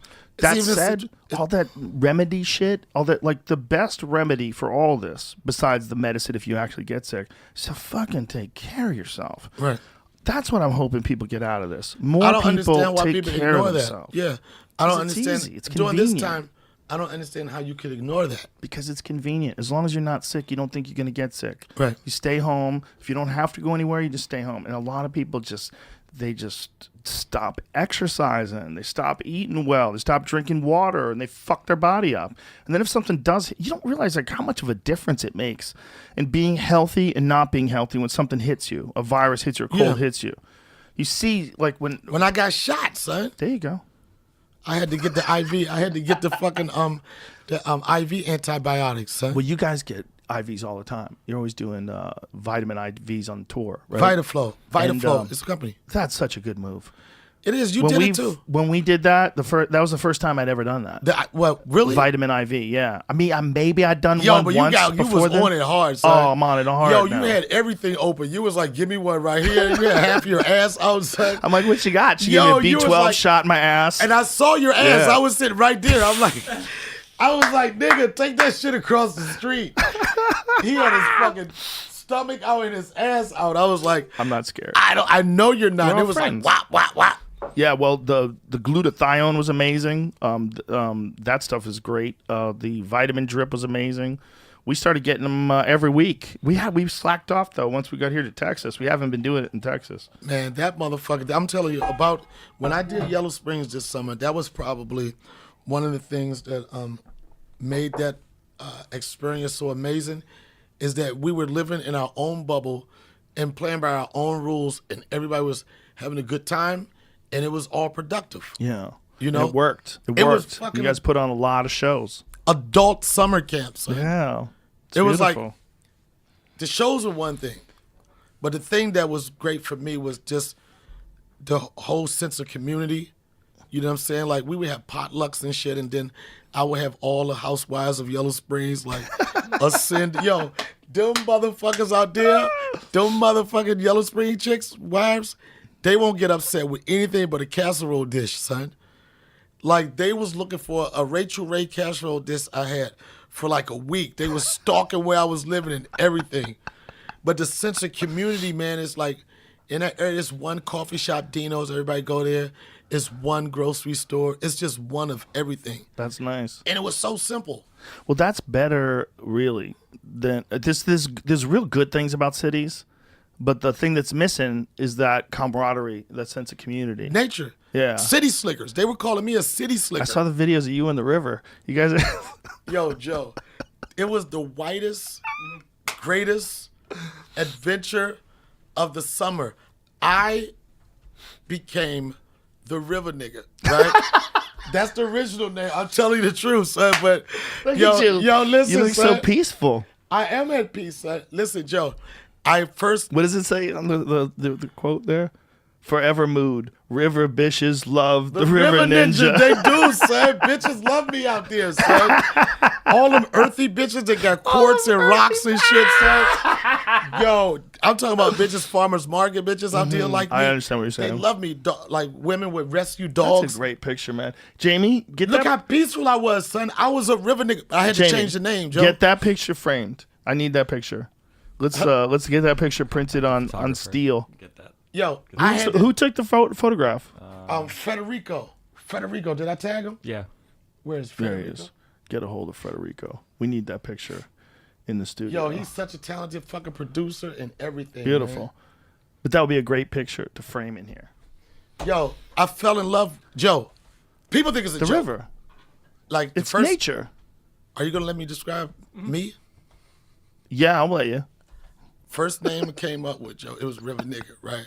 And I like that for the streets, right? But people's like, I don't know if we can put that on T-shirts. So they're looking at it from a market branding point, right? And I was like, okay, Ninja, you know what I mean? But he's inspired by the River Nigga. But Ninja's for TV, There's many layers to the story. many layers to it. Do you fish? I fish. Did you go fishing at all when you guys were down I there? didn't get a good chance to go fishing there, but this was me at a river in Georgia, son. It's a Changes your mind, waterfall. right? It's everything, son. Changes your mind. When you buy a waterfall, you're like, oh, there's something about these natural things like mountains. Nature, or nigga. ocean. Nature, Yep, nigga. yep, Nature. Yep. Nature free as shit, son. Yep. It's good for you. Look at me, son. Let me tell you. I know exactly. They said, when did I turn into a river nigga, right? They said, when did I turn? When do I remember the change, right? It was when, Look at that waterfall, man. That's crazy. yo, let me tell you the story, son. So, when we were out there, Chappelle's wife used to make these events. Hey, it's family walk day. I'm like, man, fuck that. I'm from the streets. I'm not doing all that stupid shit. She had all these days, like, every day had a goddamn adventure or a star. What's today? You got to look at the little brochure and shit. And then one day she did one and was kayaking, right? And I went on this kayak. And it was me and my man Patrick. He's in Yellow Spring. He's a Yellow Spring native, whatever. and we were going down the river, Mad River. I had a kayak, he had a kayak. We were smoking a joint, and we just hear nature. It's like just straight nature, right? And then he said, man, you know what this reminds me of? He said, this reminds me of when I was younger, building ramps, jumping ramps on my bike, and me fishing for crawdads with my dad. And I was like, nigga, this reminds me of looking for my dad. His stories, the two stories were totally opposite. It represented one thing for him.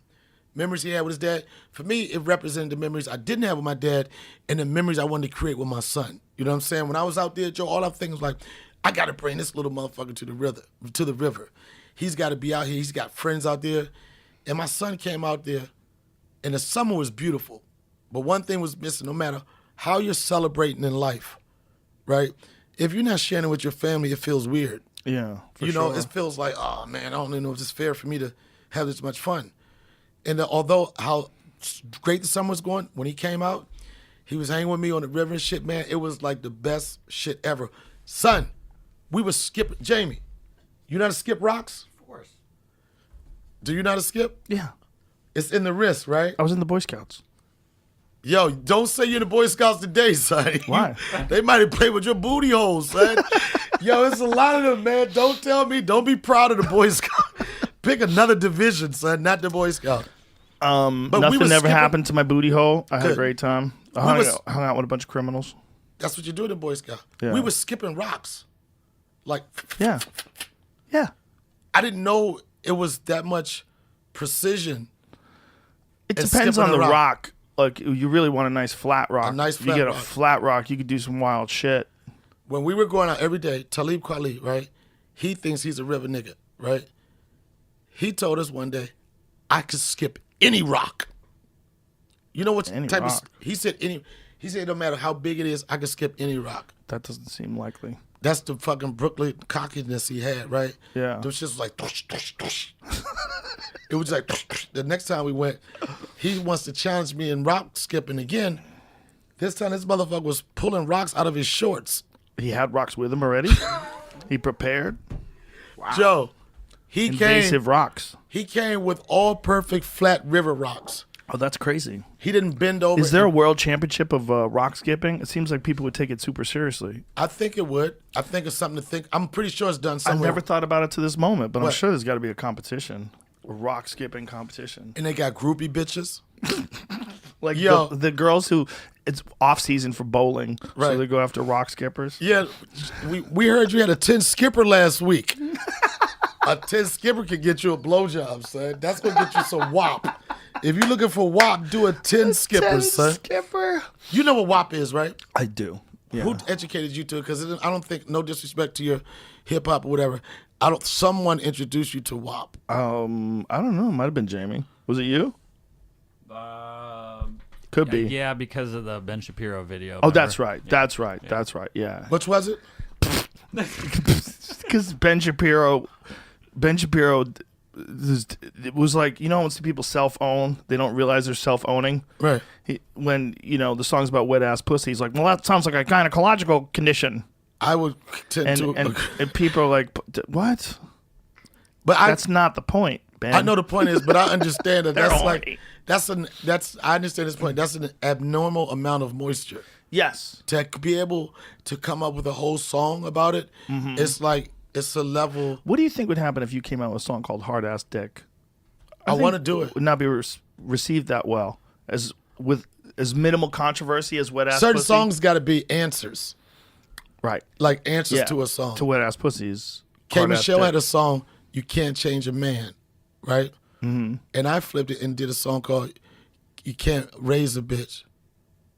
You Can't Save a Bitch. That was the name of the song. Can't Save a Bitch. Do you remember when they used to have songs and then they would have answer songs and then like there's been a bunch of those, right? Where someone would have a song and then someone would have a response song to that Like song. Scrubs. Yes. They had Scrubs then they had another one. It was I can't remember, but I know you said Wasn't I Saw You Standing in the Rain? Wasn't there one of those? Orange Juice Jones. Wasn't there an answer I'm song telling to you, that? if I know any answer Orange to Juice Jones. If I know any answer to that, I just immediately told how old I am. To know Orange Juice Jones, and how cool he was. Orange Juice Jones was the shit. That song was the best at a time. That was a original kind of song. There'd never been a song that told the whole story of getting done wrong like that. Especially didn't tell it in the rain. Right. Like, everybody knows that story, but Right. you followed this couple in the rain. Yeah. And then at the end, when he chops got up back her with credit revenge. cards. Yeah. That's like, he's like, go on, bitch, get out of here. He had his credit cards and everything. Yeah. That was a song that made people happy. Hey, Joe, I came over here. I'm not selling shit, but I do know. Joe, You got more stuff? Yeah, look, you remember this, right? Remember my black ash, right? Yes. All right, here, that's for re-up. Thank you. Now, Re-ups. I We kept the other advanced one in California because we weren't sure if we were going to be going back and forth. some. Yeah, you got that one. Look at this one right here. There's some hoes in this house candle. That's for a holiday, Joe. It's a ho. Yo, Joe, Hose. it don't stop. Not like HOE. Joe, it There's don't some stop. hoes in this house candle. That's a Yo, That's a look funny at this name one, for a though, candle. Joe. Because I fell in love with Yellow Spring. That's one of my top sellers, Joe. oh, Yellow Spring candle. From the streets to the creeks. From the hood to the woods, from whores to oars, from Adidas to Tivas, son. I got a whole story, boom. And this for the white chicks out there, because I got a lot of white bitches out there now. Okay, Karen Candle. Imagine if your name was Karen Nah, I and got you were more. fine And look, for like Joe. 30 years. Joe, there's more. Look at this, son. That's a I hemp feel like all of a bag, sudden son. we turn into the Home Shopping Network. That's what I wanted to avoid, streets Joe. to But the at the creeks. same time, I opened up an online store, son, and it's doing well. Okay. Do you have a website that we could just put up on the screen instead of like Yep. bringing all these objects out one after another? Joe, Here it you is. call it no. Listen, Website, but it's on Oh, the you have site. like a It's little on there, I thing. think. You scan with the phone. you call them It's you, objects. dude. I don't call it objects. Products. Man, give me my candle back, man. What is it if it's not a product? No, just if you don't want them, Joe, give I them do. back. You gonna use them? I'll definitely use them. All right. I like candles. Those are good too, and they're soy too. They're soy. Yeah, and they're hand poured in the You USA. can have them back. I'm not into. I don't do anything with soy. It's a candle, man. Don't disrespect that. People want that. People get mad at soy. Soy is like a political fruit or a vegetable. Is it? Yeah. People call you a soy boy. If you're a Republican, people call weak men soy boys. That's like it's an insult. I never knew that. Soy is one of the rare foods that's actually attached to being a bitch. That's a pussy food? Yeah, like if you're a guy who's really into soy, and this is not my perspective. This is just I just think it's a plant. It doesn't matter to me. Right. It's isn't that edamame? Isn't that soy? Like when you have edamame at a Yeah. Japanese restaurant, isn't it soy? Yes. Yeah. Is that the case, Jamie? The first time I ever tried edamame, I was so ghetto. Did you eat the whole thing? Yeah, and I was like, my throat was killing me, The son. best part is the outside. I didn't They know put all anything the about it. delicious Goddamn, salt and everything on the the outside. sea salt. Yeah, some sea salt. If I you had never. a bowl of just edamame, It takes away from it. you wouldn't even want it. It's the whole process. Yeah. It's the whole process of like ripping the sleeve. Edamame beans are whole, immature soybeans, sometimes referred to as vegetable-type soybeans. They are green and different color from regular soybeans, which are typically light brown, tan, or beige. Yeah, so it's the soy. I like edamame. I don't mind soy, but a lot of people think of soy as being like bitch food. I never knew that. I thought it was a healthy. I mean, I knew that it's not the most masculine food, but I thought it was like you stepped your game up. When you enter the edamame lane, it's like, oh shit, this motherfucker eat edamame now. I think there's a reason. I think soy lowers your testosterone. I think there's And- like estrogen stuff. Yeah, in it, which- yeah. Soy isoflavones can produce estrogen-like activity in the body, mimicking the effects of natural estrogen. Yeah, but I think You can have grow to- titties off of soy. Not quite, but it might feminize you. It might feminize you. Fuck Plants soy, man. plants affect your hormone production. Do you know they actually develop testosterone, like synthetic testosterone, from wild yams? Like plants, yeah. From wild yams. Wild yams, yeah. That's how they develop some artificial testosterone or exogenous testosterone. I would think that would be part of the whole Cialis and blue pill era. That's too. a different thing, though. That's just blood flow. That's nitrous oxide. So why is nobody promoting wild Not yams? nitrous oxide. Nitrous. What is it? Nitric oxide. That's like NO explode. All those pump things you do when you want to get jacked when Right. you're lifting weights. A lot of those supplements They mimic the same sort of effect, just not to the same degree as like finasteride, like Viagra and Cialis and shit like that. But they don't make you have more testosterone. What these like soybeans, and I think really for it to affect your hormones, I think it's just like it's a possibility like chemically, but in order to actually do it, I think you'd have to eat some fucking preposterous number of soybeans. I don't think it's like it's something not people one really sitting, have to worry right? about Yeah. it. No, I don't think it's anything anybody so. really has to worry about, but I think it's just a stereotype. I didn't When even people- know that the thing was just odd for me. I didn't even know the stereotype. Yeah, they call people soy boys. I didn't know that. I thought it was like you're evolving as a foodie. You know, like the first time I had I was like, oh shit, y'all niggas don't know about the edamames. Because I was introducing somebody else to it, but I didn't know that it symbolized being a pussy. It doesn't. It's silly. People are silly. Tastes Yeah, good. but I don't- Edamame tastes good if they do it right. Put a little chili powder and salt on the outside. I like it with just sea salt. I like it sea salt too. I'm working at a stadium, Joe. Are you really? Yeah. What are you doing? RFK Stadium Where's that? in Washington, D.C. When are you doing that? Thanksgiving weekend. Oh shit! It's not the stadium, it's the parking lot, right? You doing like but- an outdoor show, I'm doing an outdoor show. just like the ones that Bert's been doing. Have Yeah, you but seen it's those? not at that level. Yeah, I talked to Bert about that. Shout out to Bert and shout out to the cab. Bert is the guy who started it all off. People aren't giving him enough credit. He's the OG of drive-through shows. Yeah, Bert it was the guy. like it fit right into his whole shit. He never stopped touring. Bert toured through the entire pandemic doing drive-throughs. And I was saying to myself, drive-ins. is this like a throwback Thursday or whatever? He was like this. And then the name of what was the name of the tour? The Hot Summer Nights. Tour. Hot Summer Nights. I'm like, this motherfucker, but he created the bubble and he fucking did it Created a bubble, stayed drunk the entire summer, and enjoyed it. had a good time. I'm Yeah. doing RFK Stadium. It's the Look at original him. stadium for the Washington Drive-in Redskins. The Washington Redskins used to do that. Beautiful. But for 9 years, that was my traditional show at the DC Improv. I would do Thanksgiving weekend. It was a good time for me because I got to see my family. I got to work. That's a great club too. It's a great That DC Improv is one of the 10 greatest clubs in the country. And it's been probably the most consistent for 25 years. So good. It's just the perfect size, perfect. Everything about it's perfect. And they get every year solid.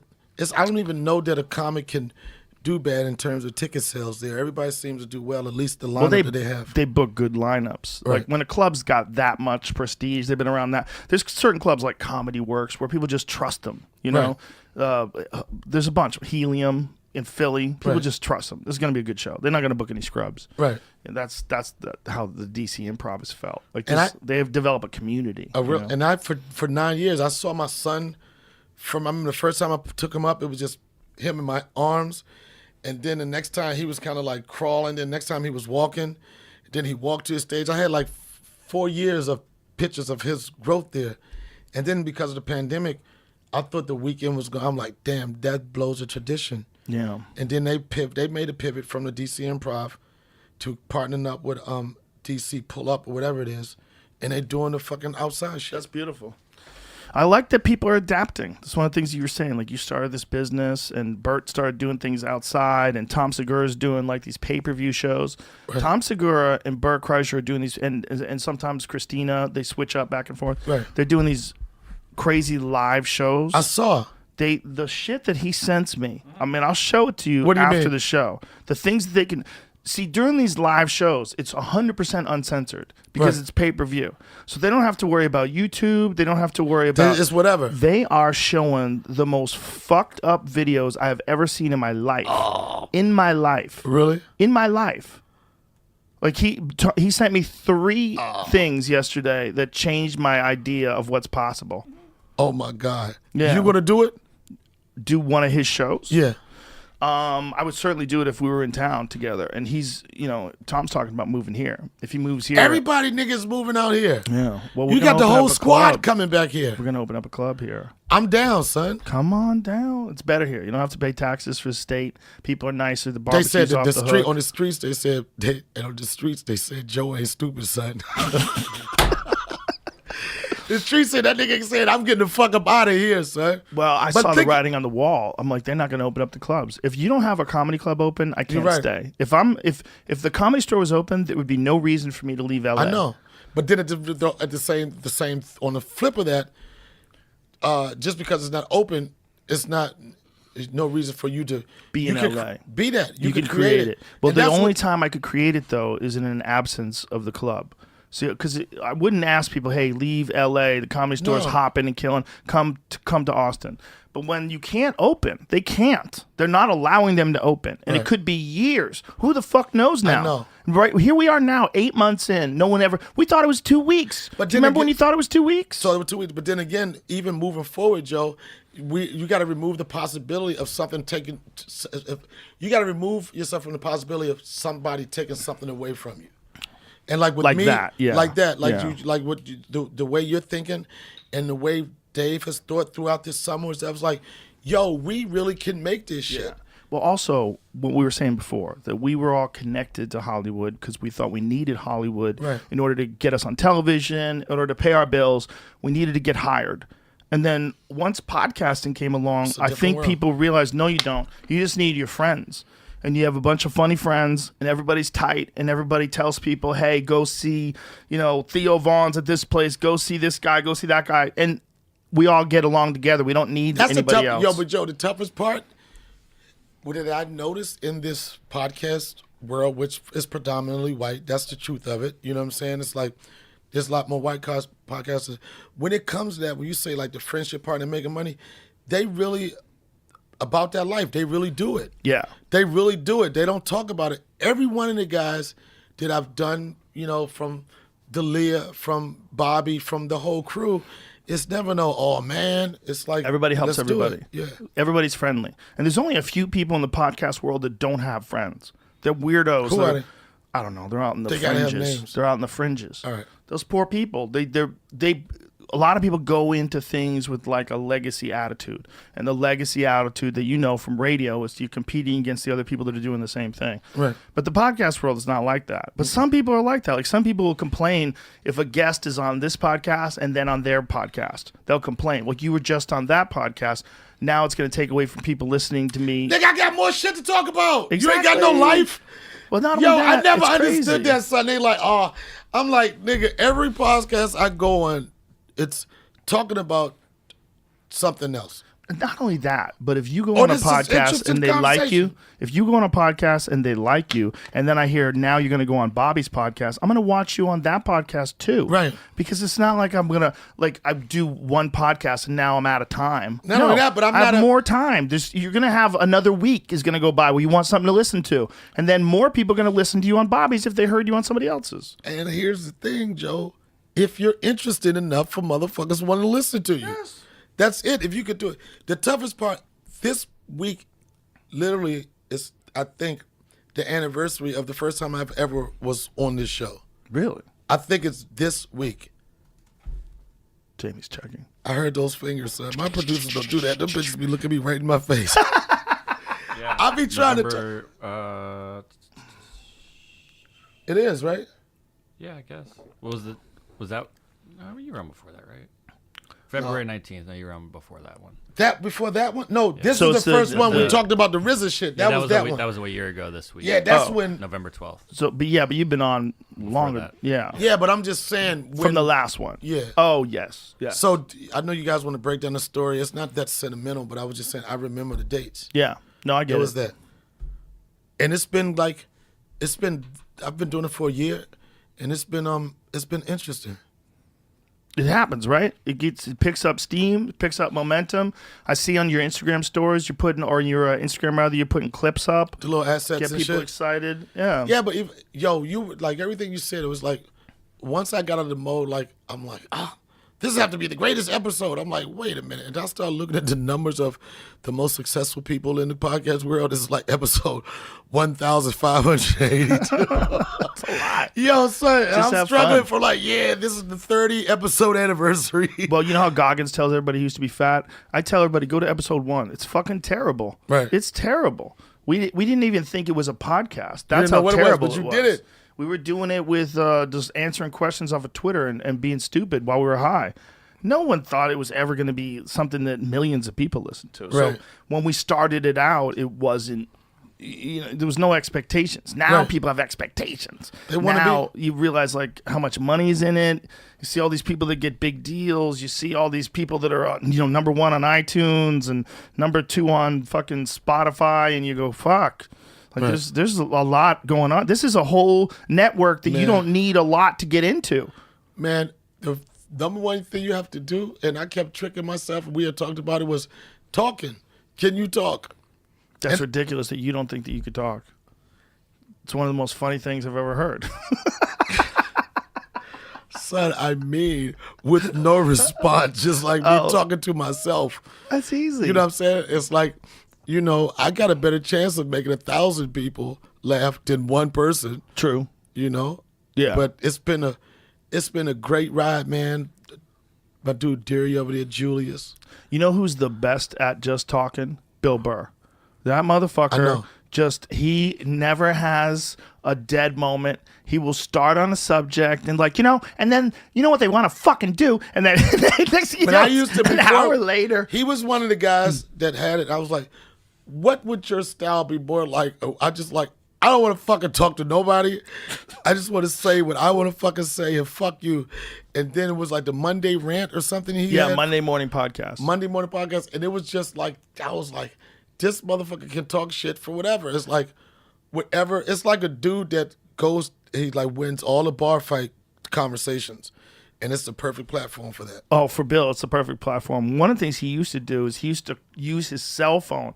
And this is when, the early days of the Monday morning podcast, I don't know when it started. I bet you it had to be around 2006, 7, 8, somewhere around there. It could be. I don't remember. But what I do remember is that he did a bunch of them where he left voicemails. So he would call himself or call a service and leave a voicemail. Really? So he'd be sitting there at the airport talking shit about some dude's haircut. Oh, yeah, I remember those. Yeah. Yeah. And then he had somewhere, it was just him really ranting, just fucking with people. The audio quality was fucking terrible because he was literally talking into an old phone at the airport and then leaving a message somewhere, and that message became the podcast. And you know what?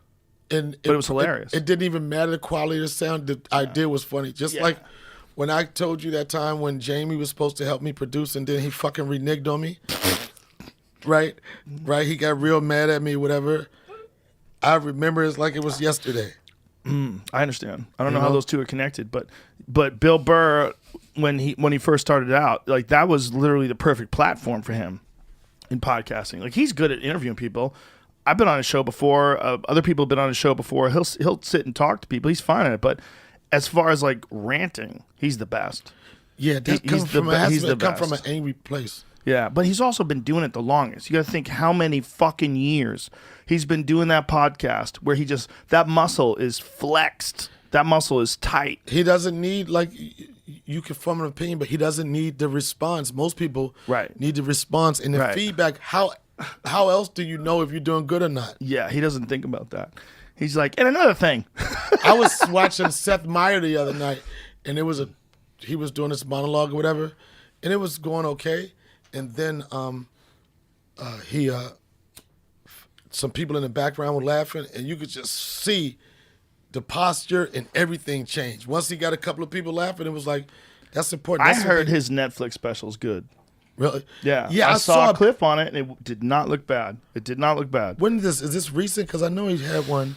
I want to say his Netflix special was at least a year ago because it was pre-pandemic for sure. I didn't see the entire thing. And I saw some clips, and I was like, this is good delivery. It's good writing. And I don't know that Seth Meyers like really had a long background in stand-up, did he? No. He had a background doing that show, doing the monologue for the show, but I think his stand-up was very good. Whoa. I thought it was solid. Did you ever see it, Jamie? It's solid. It came out the end of October last year. You all right? Jesus. That's It's not a good time to be coughing. It was very good into what I saw, the clips. I didn't watch the whole thing, but most of the guys, when they do SNL, but there's some people that have done talk shows and then tried to do a stand-up special, and they don't really have the chops for it. But that didn't seem like that with him. Yeah. He seemed very relaxed. He probably was in the confident. beast for a while. Well, he probably did the right thing too. He probably hired a bunch of writers. I mean, I didn't see all of it. Maybe the part that I saw was the only funny thing. I really have no idea. A lot of those guys, I guess, I guess to be buried into that show like that, Yeah, it's you don't hard, really have man. time to go out and work out and It's hard. and work that. But if you could do it, like Jimmy Kimmel could do stand up for sure, 100%. If Jimmy Kimmel wanted to do stand up, 100% he could do it. He would What be do you great think at about it. Jim Carrey on SNL as Biden? I didn't watch it. None of it? Nope. Not one piece of it? Not a piece. God damn, son. I got shit to do. If I'm gonna watch something, I generally when I get home, I like to watch like things that have nothing to do with what's going on right now. By the end of the day, I don't. I mean, you like documentaries and shit like that. New Netflix special lets you skip the Trump jokes. Oh, there's a button you can Yeah. skip Trump jokes. Yeah, like you Ah. could skip the intro on Netflix. You could skip past the chunk of stuff. But this is him talking to people, so he's interviewing people. Well, this is just an interview about it. Oh, Talking on interview CNN, about it. like Oh, David okay. Purple. Oh, that's funny. Yeah, well, that's a good move because people are tired of Trump jokes. You know, it's one of Yo, those subjects yo. that people are like enough already. Man, I've been tired of him, and now I'm like, They're coming back around. for them to come, to be frustrated when a dude is on his way out, you know, it doesn't make no sense. It's like he is still getting to you. You know, it's just a matter of time. If you want to say the voice of the peoples was heard, it was a close situation, but it is what it is, and he's gone. Why are you still mad? People have some legitimate gripes, and I understand where they're coming from. But my perspective is it's not changing anything, and it's not doing you any good to still be holding on. If you are anti-Trump, Biden's.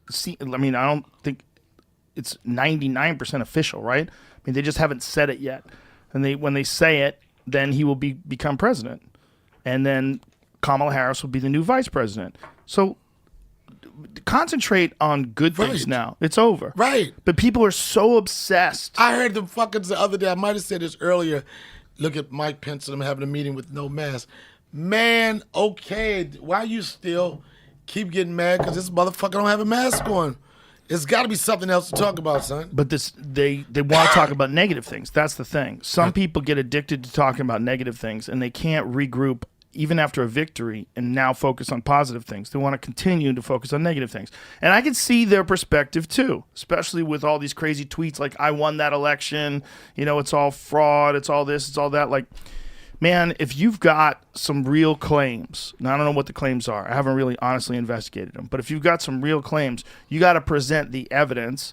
And then once you present the evidence, you say all the stuff like, I got robbed, I really won it. If you want to be in a position where you're respected, Right. if you're the president of the Right. United States, this isn't a regular guy. It's not like if you were involved in some ridiculous, like, small neighborhood election and you were joking around on Twitter, I won that fucking election. Right. That's to be expected. But when someone's in a position where they're in charge of the nuclear football, Come on, they son. literally are the commander-in-chief of the greatest army the world's And they're ever known. firing motherfuckers. And you're saying shit like that and firing people that don't agree with Yo, it. fire motherfuckers that like, I know these other places like, boy, this would be a great time for a fucking terrorist attack right now. Well, one of the guys he fired, what the guy said was he didn't believe there was widespread voter fraud. He's like, you're fired. If you don't believe that, you're fired. Like, Interesting part- this is like a madman. The interesting part for me is like you trying to switch the thoughts of a person that is a huge Trump fan is a waste of time. Waste of you're only time. going to be, the only thing you're going to be Yeah. is frustrated. See, here's the thing, though. I don't know, and this is where it's really important. I don't know exactly how the election went down in terms of, like, was there like 0.01% fraud? Was there 0.5% fraud? How much fraud was there? We gotta assume that when there's people counting stuff, there's some fuckery going on. Yeah, but the fuckery that's been reported, it's been like still no more than like Right. 40 people, bro. And then the only other problem is that it's all done through these machines, right? And then there's been all these conspiracy theories about machines that were supposed to have been giving the votes to Trump, gave those votes to Biden. Now, I could repeat those things, but I don't know if they're true. But what I do know is, You know what I'm saying? I do know is, but I know Georgia, I know them motherfuckers pulled all them envelopes up to the building, and they cut them open and they took them hand by hand. They did them hand by hand. Yo, Yeah. those ones that were recounts or whatever, those you can't. It's no machine there. It's hand by hand. Right. It's fucking probably. And how does that work? Does someone watch while they do it? Like, do they have a supervisor? Because I would imagine you would want to have like almost like two people watch while one person does it, which is so ridiculous. But it seems like you kind of, if you It don't seems trust like if people, I know if you don't trust people, you kind of have to have someone watching it. That's part of the argument that Trump's administration was saying too, was that there were certain counts that they weren't allowed to observe. They had to be really far away and they couldn't actually see. Listen, That sounds like people that like soybeans, son. but That's a what very if they're soybeanish. That's a very Yes. soy boy attitude. But what if they're telling the truth? Here's the thing. I don't know, and you don't know either. So if they were telling the truth and people were counting votes incorrectly, or They find no evidence of that. Every time that I don't think they have either. Every time that they came out with all these losses and they're dropping them because there's no evidence of it. He's probably made, he's had to have made every argument he can make. No, listen, I agree with you. There's no evidence that they can present that's going to show people right now that there was so much voter fraud Right. that they got to return everything Right. and start all over, or they got to give it to Trump. Like, I agree with you. I think this is what all these experts are saying. They're all saying that even if there was voter fraud, it wasn't enough to tilt the election one way or another.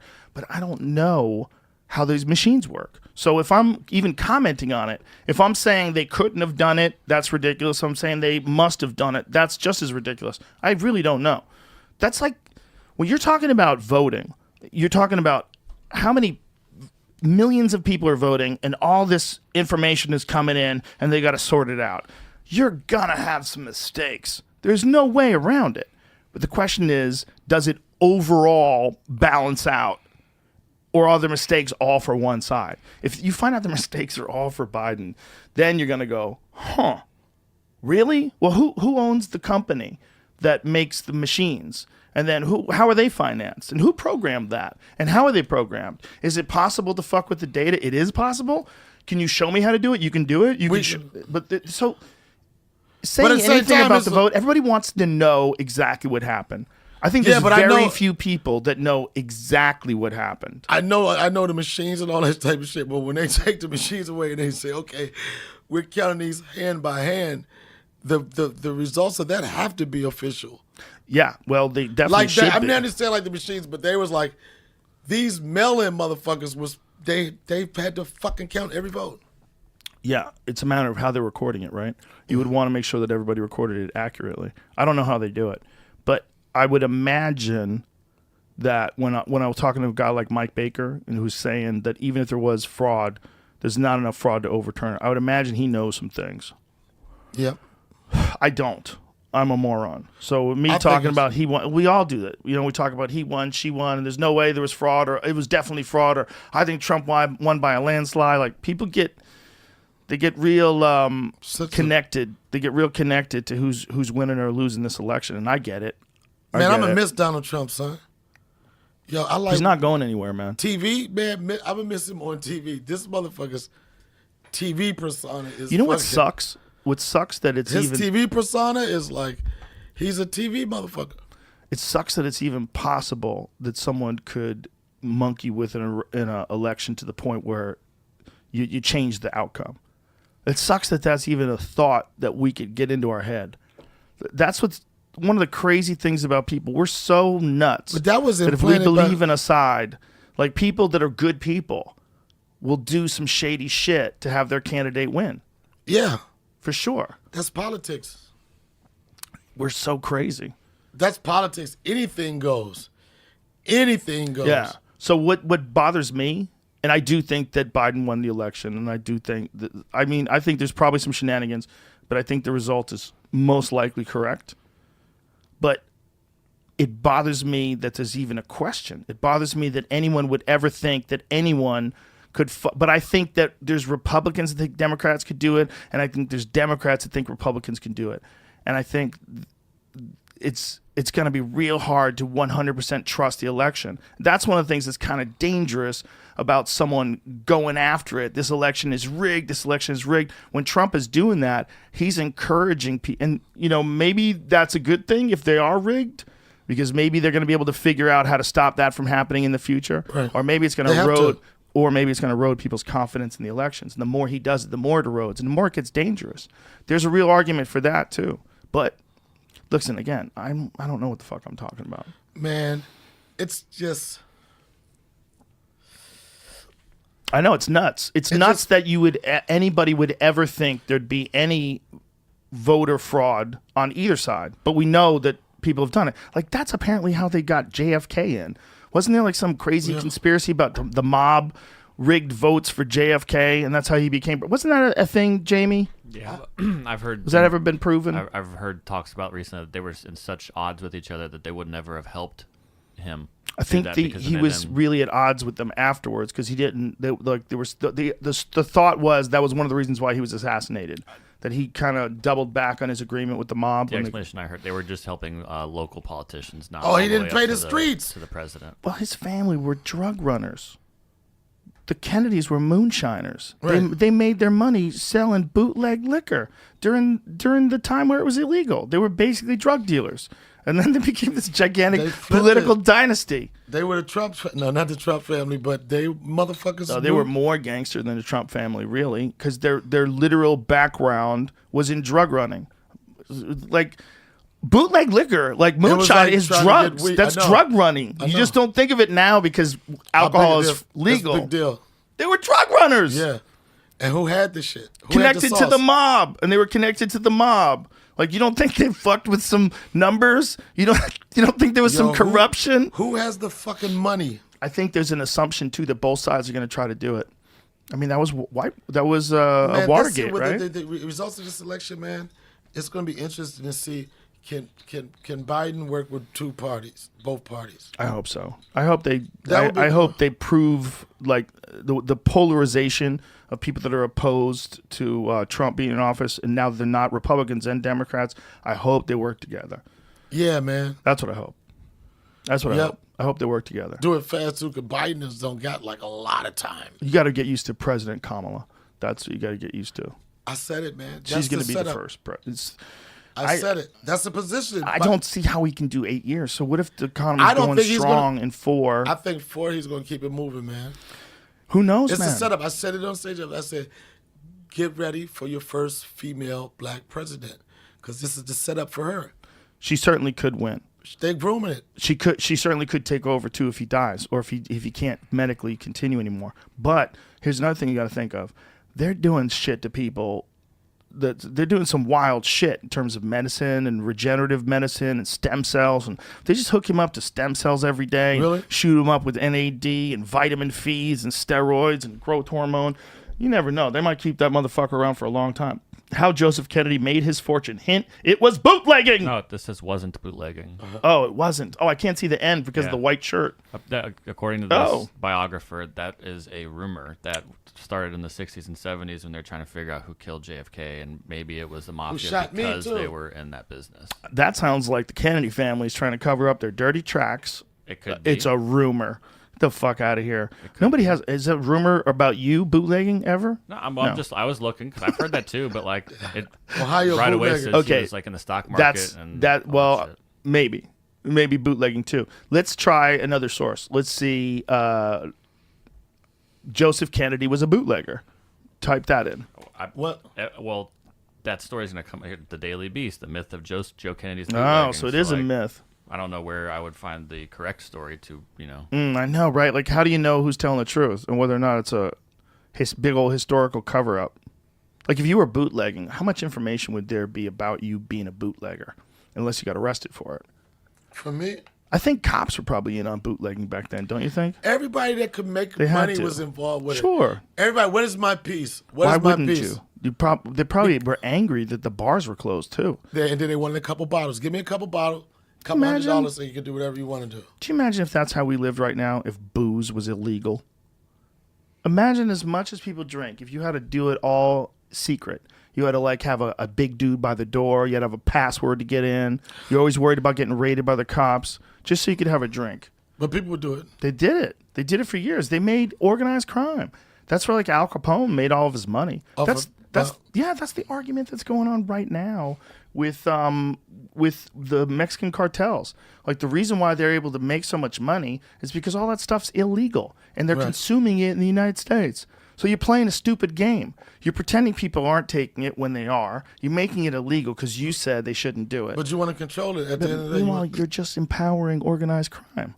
And that's what they did with organized crime in Chicago. That's what they did with organized crime in a lot of areas of this country where they had And that's why they probably want bootleggers. to position people that they had influence over to be politicians. For sure, they had so much money. And back then, there was no internet. Nobody knew what was in your bank account or where it came. Bro, shut that ding off. Jesus No, I was checking. I Christ. didn't know. Hold on a second. Sorry, man. Dude, put that shit on airplane mode. What are you doing? Okay. Do you know how to shut off the ding, though? Come on, man. Stop disrespecting me. But you've man. done it a few times. I don't understand why it keeps dinging. We It good? won't ding again, man. All right. I'm sorry, man. Oh, Donnell. Donnell. See, Oh, you son. can't say shit now. You don't even know how to non-ding your phone. I would turn this bitch Shut, off, son. just shut the fucking ringer off, I man. did. You It gotta was flip still it up. dinging. No, you gotta flip it up Oh, towards you. You're keeping it down, which It's is off, man. Okay, I it's didn't gonna know ding that. again. I'm sorry, man. It's gonna ding from That beyond the fucking grave. Maggie is down here. Knock the fuck out. She's adorable, man. Man. What were we just talking about? I don't know. Do you remember Jamie? Kennedy Oh, bootleg Kennedy's stuff. being a Yeah, bootlegger. Oh, funny. yeah. Bootleg. Maybe You not. were- I might be full of shit. But We didn't know you For we tried to sure. validate the story, but it was like there was just a rumor. I don't know how it started. right, for sure, there's a lot of organized crime money in fucking bootlegging. That's a fact. I'm on antibiotics because I got shot. Yeah, you can't drink for how long? Like 3 more days, son. Refreshing though. Give your body a little bit of a break. It is, but it is. Miss it. You're looking forward. Nah, no, 3 not days missing from it. now. You know what I'm saying? Like after a show, a little shot. Right. But, Yeah. You know, I just got this for all the people that's been in the streets and got shot. Got to get better. Are you nervous for the country right now? Are you nervous about the future? No, Not at all. No. I believe that we always going to find solutions to stuff. Like the first thing, like you mentioned about people that need to work or whatever, the first thing that's going to happen is there's going to be some type of stimulus package approved. Motherfuckers going to feel somewhat security or a little better if they have some money to be able to do something. But this is just something that we're going to get past. It's a matter of time. And with the vaccine being on board, with them having more ways to test somebody in a faster manner that don't cost as much, I think it's going to change people's attitude, the way they feel about certain things, and things will start turning around. I hope you're right. My concern really is about how hard it's going to be to turn around the economy with that many people out of work.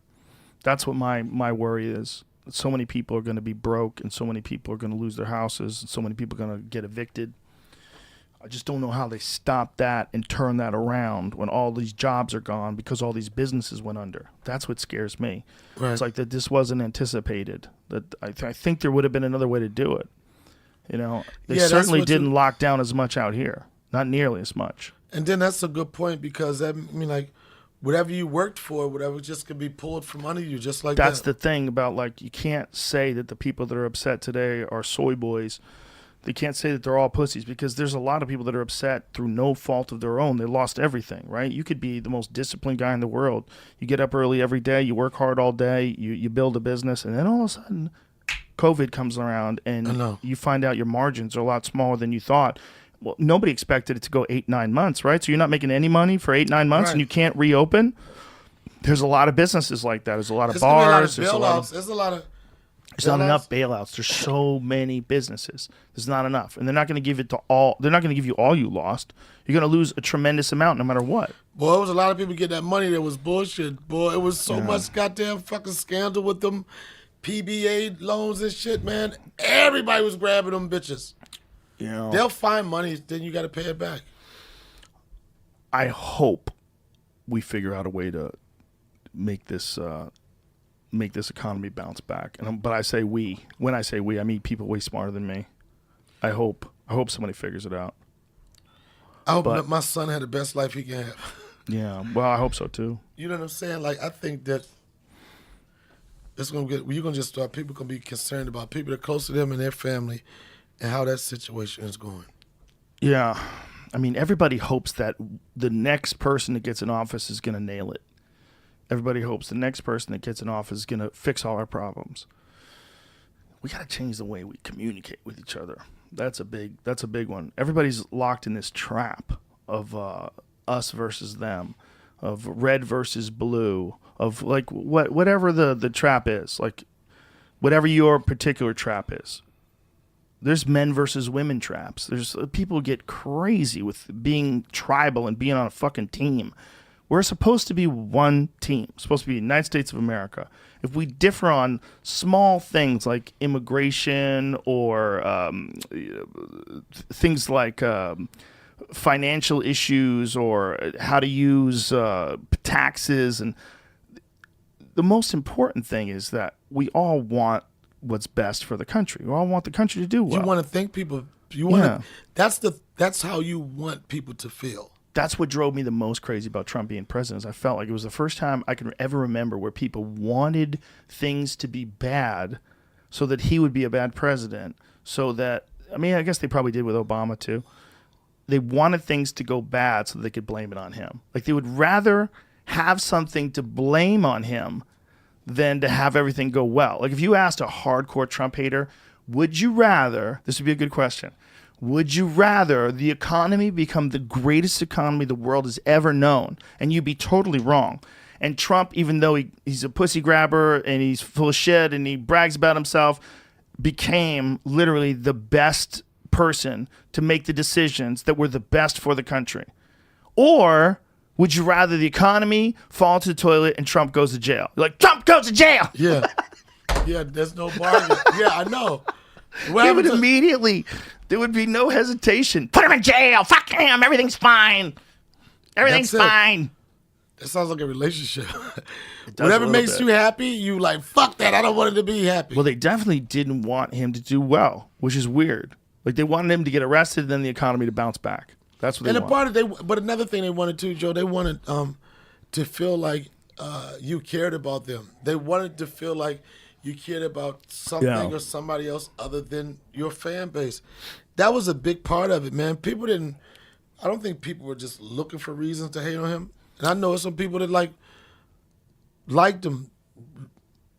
Some people love it. Some people love the no nonsense. Fuck it. People love a guy who came along and said "fuck you" to politically correct shit too. There's a lot that people liked about him. People liked the idea that he got fucked over in this election too.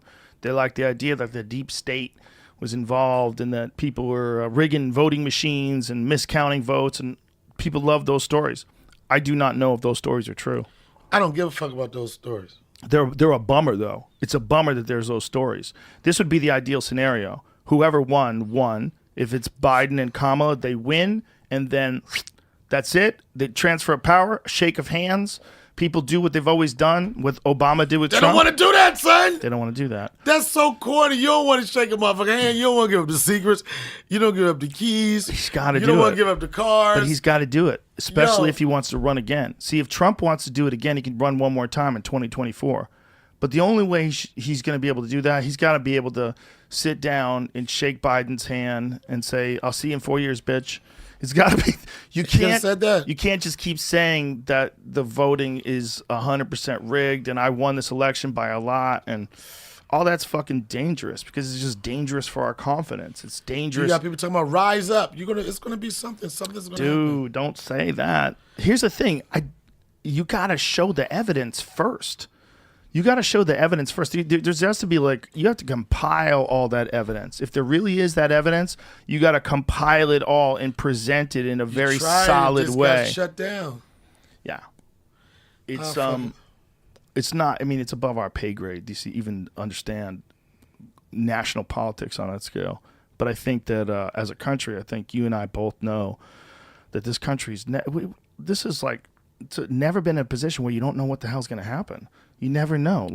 You never know. There's so much turmoil and weirdness, and you never know. Is there going to be another wave of this pandemic? Are they going to shut everything down again? What happens then? Whatever happens then, we go with what has become our new norm. We go back to that. You know what I'm saying? Like, things are about to shift. By the spring or the summer, things are going to be in a totally different place in regard to how people feel about being in public, again, they're gonna have this. They're gonna come up with some super rapid testing situation.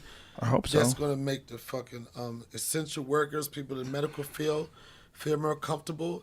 They're gonna make other people feel comfortable, and eventually, like, people are gonna make decisions. Am I gonna fuck with this I hope vaccine, so. or what am I gonna do to live? I hope the vaccine and that the election gets resolved quickly.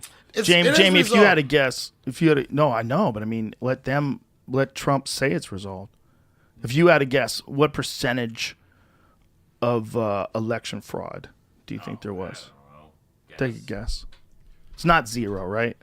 Probably not 0, but it's like 1-2%, like the normal polled. I think plus it's really or minus. 1%. poll- I know it's a lot, but I mean, there's 150 million votes. So I don't think it's 1. I guess that's a lot. I don't think it's Yeah, 1, it's but I way think under it's. that then.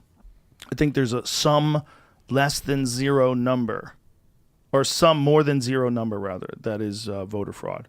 I think that any reasonable It's person. a point. One of those points. Yeah, it's not, and who knows which way it goes? Because I bet there's voter fraud the other way too. We're not hearing about that because Biden won, but if Biden was like Trump and he lost that race, who knows? They might try to figure out a way that the Republicans cheated. I don't know, man. Yo, I'm gonna tell you, this shit is turned into comedy, son. What's turned into comedy? This whole just not quitting, just It's kind of crazy. no, it's Every day he's tweeting about it. it's not even crazy. It's entertaining. It's entertaining. I know it's unfortunate form of entertainment, but it's entertaining. I get that it's entertaining, but it makes me nervous. It makes me nervous when you start thinking that there's people out there that think that that there's been a coup, right? Or that Trump is attempting a coup. There's like 2 different schools of thought. One school of thought is the deep state took over the election and they rigged it. And the other school of thought is this guy is trying to win even though he lost, and he's trying to figure out a way to sue his way back into the White House, and this is crazy. So there's yeah. So there's that's the problem, is that there's not But he's a going to smooth win transition. on one end because he's got the power of the people. Like, again, him losing, the support that he has, he knows that there's a community. They're going to be fucking still on his dick right now because he can shake some shit up. Yeah. So fuck him. Fuck all of them. Am I ever going to get some elk? Do you have any elk today? I have it at my house, yeah. You can't cook it though, right? I can cook it. We'll have to figure out how much time we have between now and the show. Yo, you could bring some elk to the show, son? Not enough for everybody. No, just a sample? Yeah. Why don't you just come over to my house? I'll cook for you. What time do we have? I don't know. We'll figure it out when we get out of here. Let's figure it out off the air, though. But my 2 lesbian friends are supposed to meet me, son. They not like no menage a trois lesbian. I They're just understand. like regular lesbians. They my friends. Okay, that's cool. Yeah. Who do they think won? Biden. What? Hell, man, what? I said my 2 lesbian friends. With their Imagine adopted, lesbians with for their Trump. adopted Mexican son, Eli, who I fucking love. You don't think This- there's lesbians for Trump? I bet there's a whole website. You know what? I never thought about that. I don't think there's too many lesbians for Trump. I bet there's a few. I bet they get together and like, yeah, like people I into don't things. know. I don't Yeah. think that. That's just I never thought about Like lesbians people, for Trump. some people are really into anime. There's a T-shirt for There it goes, lesbian for Trump. Oh no! It's funny, but you would assume that if someone's a lesbian, that's what I was kind of getting at, that you would instantly know who they're voting for, right? I mean, I know that's kind of profiling, but I was definitely like short haircut. Short haircut, Yeah. fucking man cutout suit with the tie. Right. Like how many girls with blue hair or pink hair voted for Trump? Is it less than 0? That's a good stat. Yeah.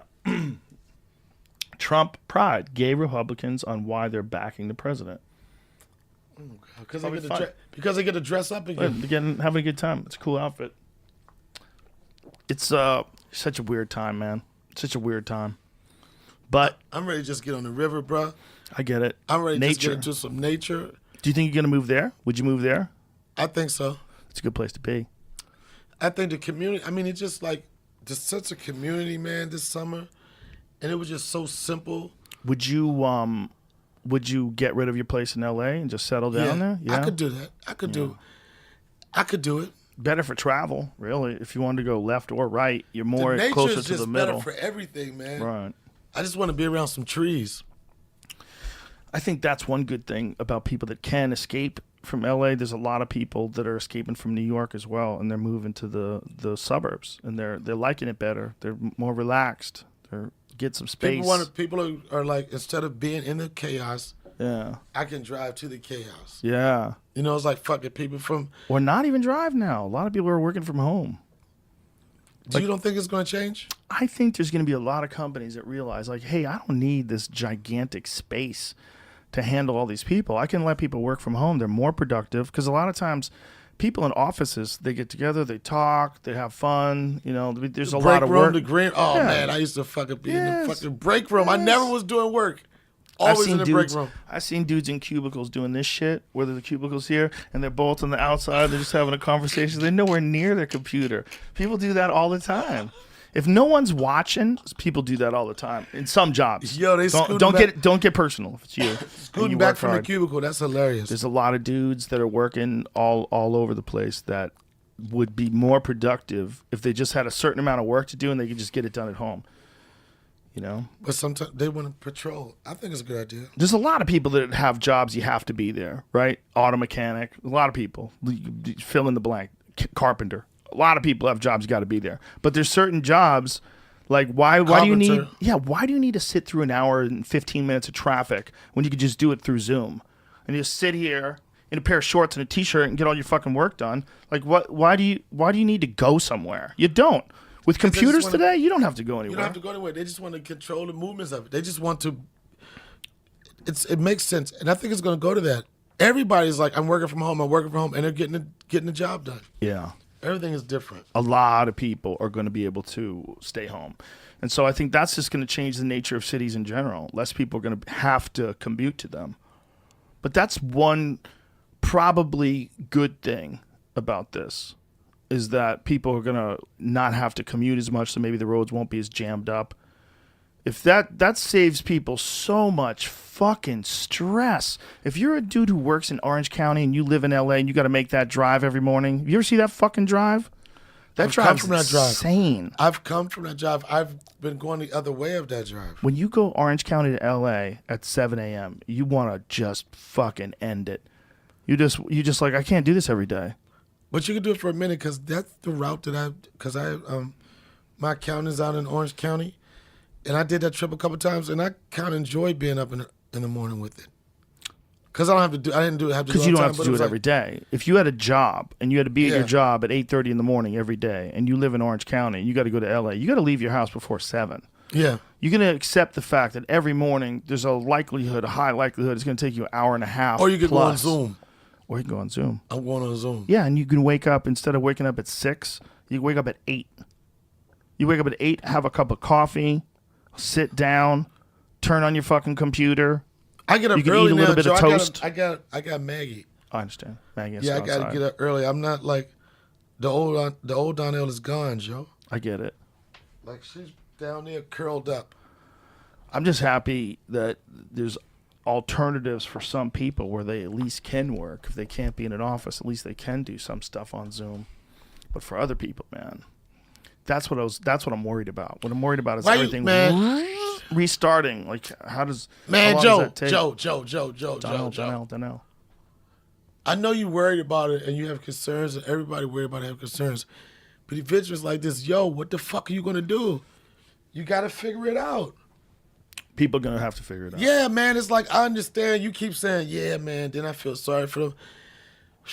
Sorry, eventually you're going to have to figure it the fuck out. Eventually, nobody's going to be able to help you. Nobody's going to be able to vouch for you, and you got to do it your fucking self. David Goggins said it, man. It goes back to that same point, man. They're looking for answers. You are the answer. You got 2 excuses, a good one and a bad one. At the end of the day, it's the same fucking excuse. I've said it before, and I know people are like, well, it's easy for you to say. It's not easy for anybody to say. Whatever's going to happen moving forward, it's not easy for anybody to say. Everybody's going to have their opinion of it. Everybody's going to be on the opinion of, well, give him a chance. Maybe he could bring the world back together. It's going to be a lot of Trump motherfuckers like, yo, fuck you, asshole. There's been no supporter that's been angrier than a Trump supporter.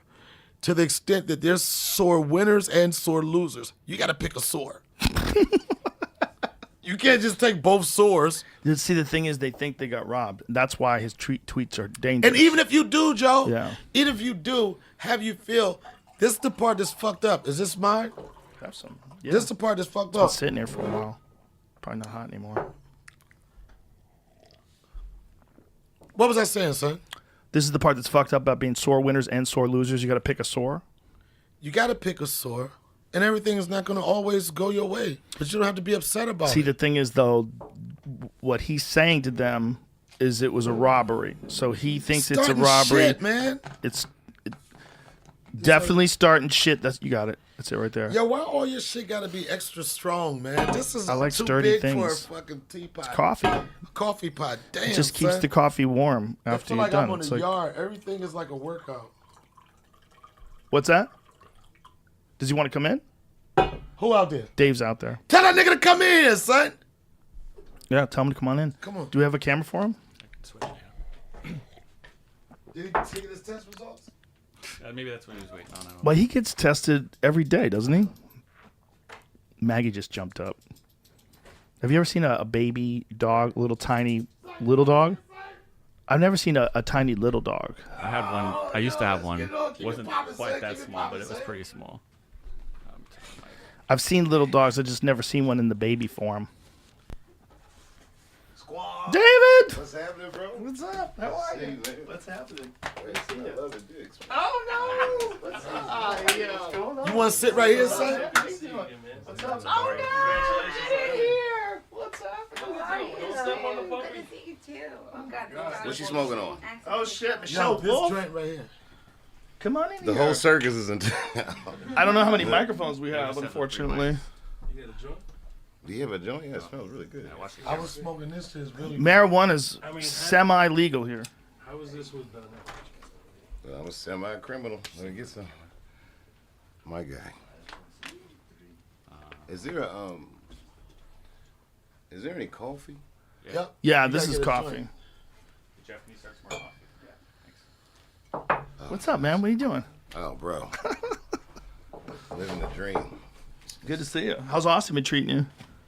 Great. We did 2 nights at Stubbs. Stubbs Barbecue, the guy from the barbecue sauce. So he has a stage? Like, It's an outdoor. You never been there? It's No. an outdoor event. No. Joe, you will love I this thought place. they said you was there. No, they said you was somewhere else. I went to the Vulcan Gas Company. That's the only place I've been in town. Michelle is doing that. Oh, it's That's great. That's the gig she's got coming up. Yeah, because Cap City's gone, so people are doing shows anywhere they can. Are you gonna buy a club here? Yes. Oh, you got to. Yes. I'll be the first gig. All right. You heard it here, folks. Who gonna be? I felt like I have to. It's like as soon as Cap City went under, I was like, oh, shit. Oh, now I have to. But I don't know what's going to happen after Biden gets into office, whether there's going to be another lockdown, like a national lockdown for a while. So I'll wait until after that blows over. Yeah, I just keep moving forward. That's all. Yeah. You know what I mean? Like everything that I've seen you do, moving here to Austin, and it's gangsters, correct? Thanks, we, man. We find a way. Yeah, we find a way. We were just talking about that. People find a way. I was saying, like, what are people going to do, with restarting the economy and, trying to get a job when all these businesses went under? Like, how does everything go? And Donnell was just saying, we do what we have to do. We figure it out. That's true. I'm far from an economist, but I will say that the planning for your future is a good thing. It's a necessary Yes. thing. Even though it's uncertain, you have to remember the sun does rise every morning. Yeah. So just keep moving. And people that are in this shit right now never thought that it was going to happen. Now that they know that this is a possibility, now we have to plan for the future. Yeah, I've never seen this before. Never. You've never seen something as large as the American economy stop and then start back up. But it's a global phenomenon. It's not like it's just happening to us. We're just handling it terribly. I like how you handled it, though. I like doing those shows that you did in Yellow Springs. It's a great idea. It was wonderful. We Doing had it in that chapel, that whole area outside. Yeah, it's it's a amazing. pavilion, all outdoors. I talked to my doctor, my family practitioner, and he told me you should play outdoors. If you play indoors, use UV air filters, like the specs of a building that might be safer. Many buildings now today are not outfitted this way. And you hope for the best. You take every necessary precaution, reasonable precaution, but it's a pandemic. There's no guarantees. Are you getting any people giving you shit about doing shows? No. No, nothing. No. I mean, and even if I did, you know what I mean? Who cares?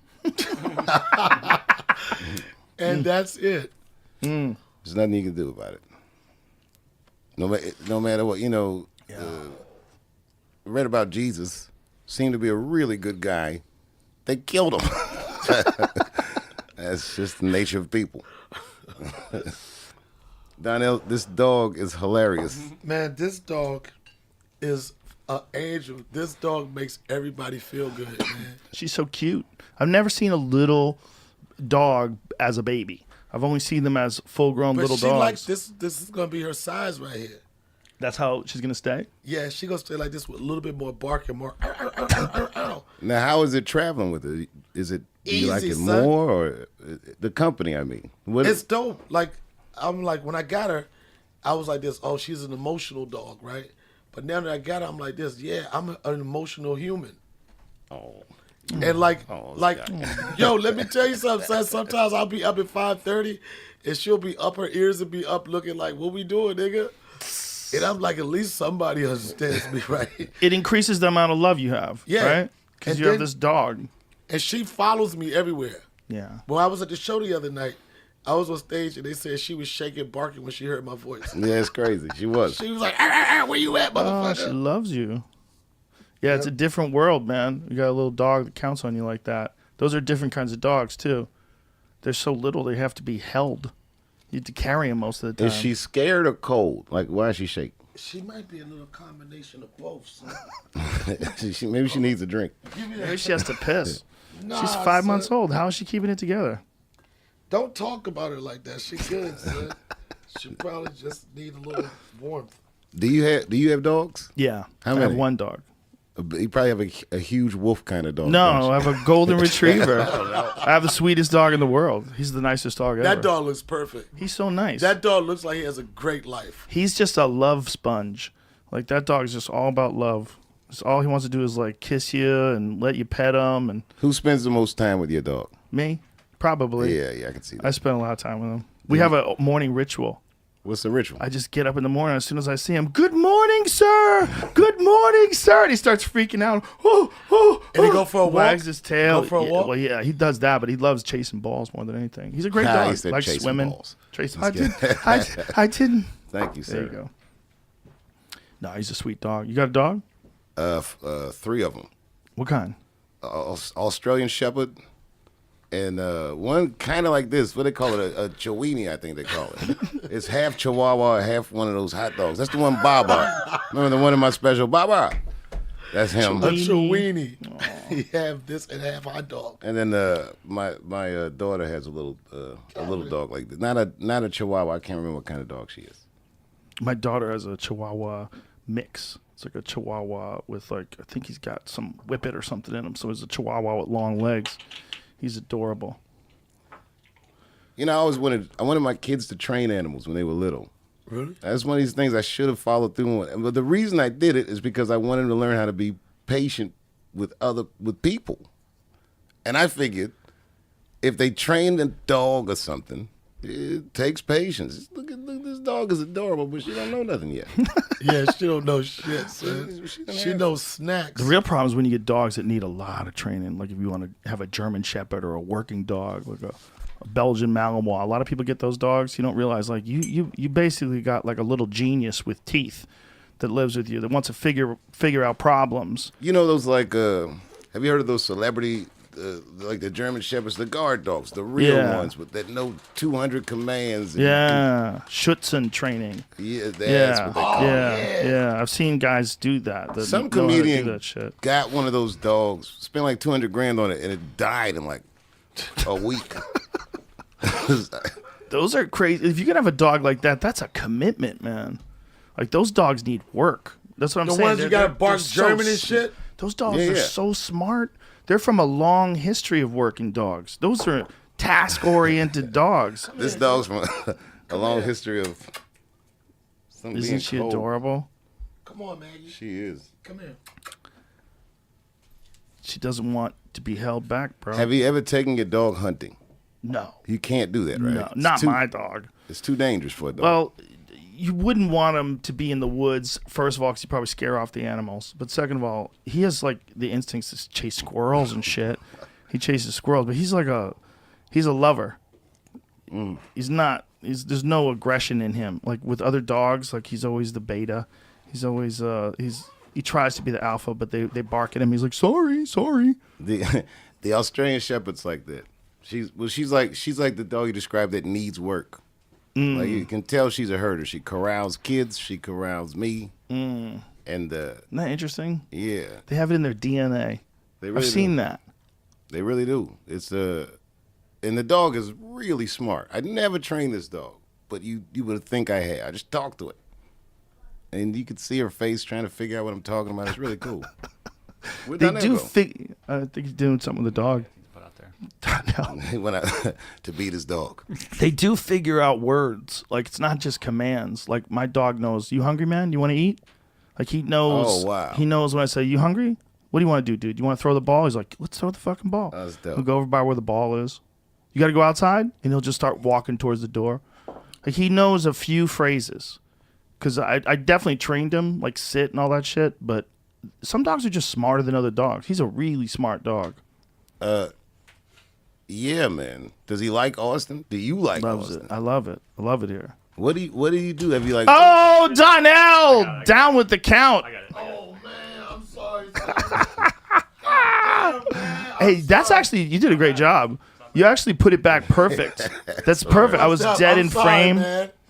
Don't worry about it, man. Damn. That's the best recovery I've ever seen from one of these stupid things. These aren't ideal, these cameras mounted on the wall. I like the setup a lot, man. Thank you. It feels homey. You actually just tricked me into doing the podcast. Sorry. That's good. I'm going to come and do it like for real. For real. Okay. Yeah. As a matter of fact, I should come after the inauguration. Okay. Let's do it. I'll come after the inauguration. That sounds great. Nobody believe I got shot, son. Yo, Dave, I don't know what's going on, man, but everywhere I go, Don't eat he on the asks air. me, why I can't eat over here? You're going to crunch on the air? Where? You're crunching in the microphone. You're eating. Come on, man. Yo, he disgusting. said he was gonna bring him. Yo, son, he said that he was gonna bring enough elk for me and you. I would totally do that. Is it good? Yes. Have you I had it tried to before? tell him about it. Yeah, it's good. So what do? You make jerky? You barbecue it? I just put it on a grill. I usually I put it on a you know what a Traeger grill is? No. It's a pellet grill. So it just has like little wood pellets they make with sawdust. They I've seen those, compress yeah. the sawdust into these pellets, they pour it into the machine. So it's basically just fire and wood. So it's like keep it at a low temperature, control it at like 265 till it hits 120 degrees internal temperature. Then I pull it and then I sear the outside one of two ways. Either I do it in a cast iron frying pan with beef tallow, which is rendered beef fat, Oh wow. or I have a grill. I could do it outside on another kind of grill. Usually I like to do it in the cast iron frying pan. You heard it here first. Joe Rogan doesn't just like killing animals; he likes cooking them too. Yo, like it. Dave, It's and then he complicated. always has he got this perfect little chopping block he put him on. I like And it. he always throw the jalapenos on his side, right? And it's just, you see this perfectly seared meat, and then the knife is like a Japanese, some extra shit. Then you see a little blood, and then a little jalapenos, and he's showing off, son. Do you cook it all, Dave? Yeah, not anything like you guys. Donnell can cook. That's all I hear. I couldn't believe it. He challenged me. I thought he was joking. He's like, I'm gonna cook for all these people. I literally thought he was joking. I said, you can't cook. He's like, what? Like he was offended. So he makes me take him to a grocery store. This is in Ohio. And I was laughing the whole time until he started shopping. He goes to the lady, do you have clam juice? I said, clam juice. He started asking for all these fucking ingredients. Killed it. Cooked for like 20 of my friends in Ohio. And then went and did a show. It was amazing. And then I made him apologize to me. He was like, you did a good job. I was like, no, motherfucker. You got to do it on stage. You said you was going to promise it on stage. Fuck that shit. I'm saying it on the podcast. It was amazing. No, I made him say it. He was like, yeah, Donnell. I was like, nah, nigga, what the fuck did you say? How did you learn to cook? Just watching my mother cook, just watching cooking shows. But I do remember when I was younger, my mother was a part of Publishers Clearinghouse, and I think they had like one promotion where you get a Betty Crocker's recipe book, and it had all these recipe cards, and it just sent it to you, and it's like meats, and then you see all these recipes, and I used to look at the recipe, I was like, man, we ain't got shit to make none of this with. We had the recipe, we didn't have the ingredients. So I just started reading those recipe cards. When I got older, I was like, I should start just fucking with this shit I couldn't cook. And then I just started fucking around and just started having fun with cooking. Do you go off recipes now, or do you have it in your head? I go off of it 100%.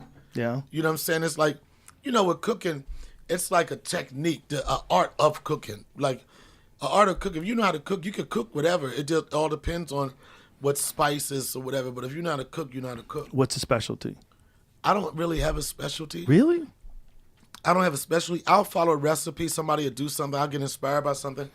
But I do know I make these garlic noodles, right? It's not a specialty, but it's a whopper. It's like a wet-ass pussy dish. It's a wet-ass pussy dish, son. There's no way around it.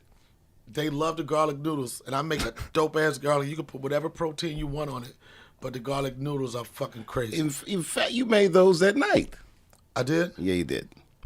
I was impressed. I love this thing you said, the metaphor. We had the recipes, just not the ingredients. That's a good metaphor for like a lot of things in life. We had the recipes, but none of the ingredients. Yeah. We didn't have it. That's a bar. You should write that down. Yeah. Will I remember it? But this is the truth. Someone will tell you. It's true. Just watch the podcast tomorrow. Yeah, everyone wants equal access to the ingredients. That's right. I had the recipe. Real equality, right? But none What's of the ingredients. The That's difference. a bar of a metaphor. That really is the difference. That's a great that's a great metaphor. Yeah, it is. Yeah, for life. That's what I was telling y'all niggas, man. It's right there. Yo, he been not listening to my story the whole show, Dave. I listened. He doesn't believe you. Anytime I mention I got shot. I believed him the He first doesn't- time. he doesn't- I believed him the second time. I believed him every time. You know Pierre Edwards? Yes. Great comedian. I saw a video today. It was on some guy's Instagram. He's a comedian. It was me introducing him at a comedy club when I was like 17. Wow. Someone just sent it to me. I have to believe Pierre yesterday. from DC? Which one? Yeah, Pierre from DC. Yeah? He used to do the funniest joke about getting shot. I'm not going to do another guy's joke. But, he got shot in DC like one night. Oh, yeah, I remember that. Yeah, it was funny. He's a funny dude. I got shot. Nobody fucking believed me, man. We believe you. Yo, are you going to bring some elk? I told you I'll cook some. I'm ready. I'm ready, man. I want to see what they say in the streets. What's all this fuss is about? I want some elk, son. Yo, everywhere I go, motherfuckers say, "Did you try the elk?" That's all I know how What to is cook. it? Is it gamey? No, it's not gamey. It's not like there's a weird taste that people associate with like venison, a gamey taste. And for the most part, it's either hasn't been prepared correctly or it wasn't taken care of correctly after the animal died. Like that's for the most part what the gamey. It's a different flavor, but I think what people associate with not tasting good, like I think a lot of it, not all of it, but a lot of it isn't just personal taste. It's bad preparation. I agree. You get a steak from a grocery store, you're assuming that professional butchers, like people that grow the cows, professional butchers, all down the line, they get you a steak.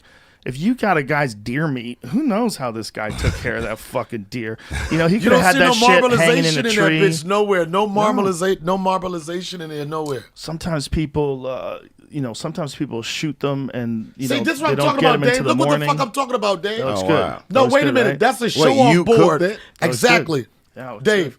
this is go-to picture. You're not right going to here, shame son. me. You're not going to I'm shame not me, going to shame. Donnell.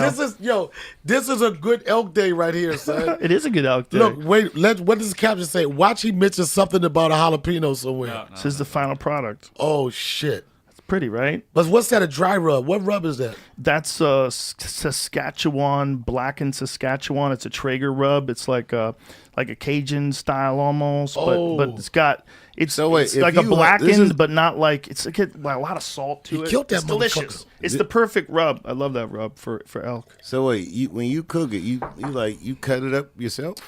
You know how to?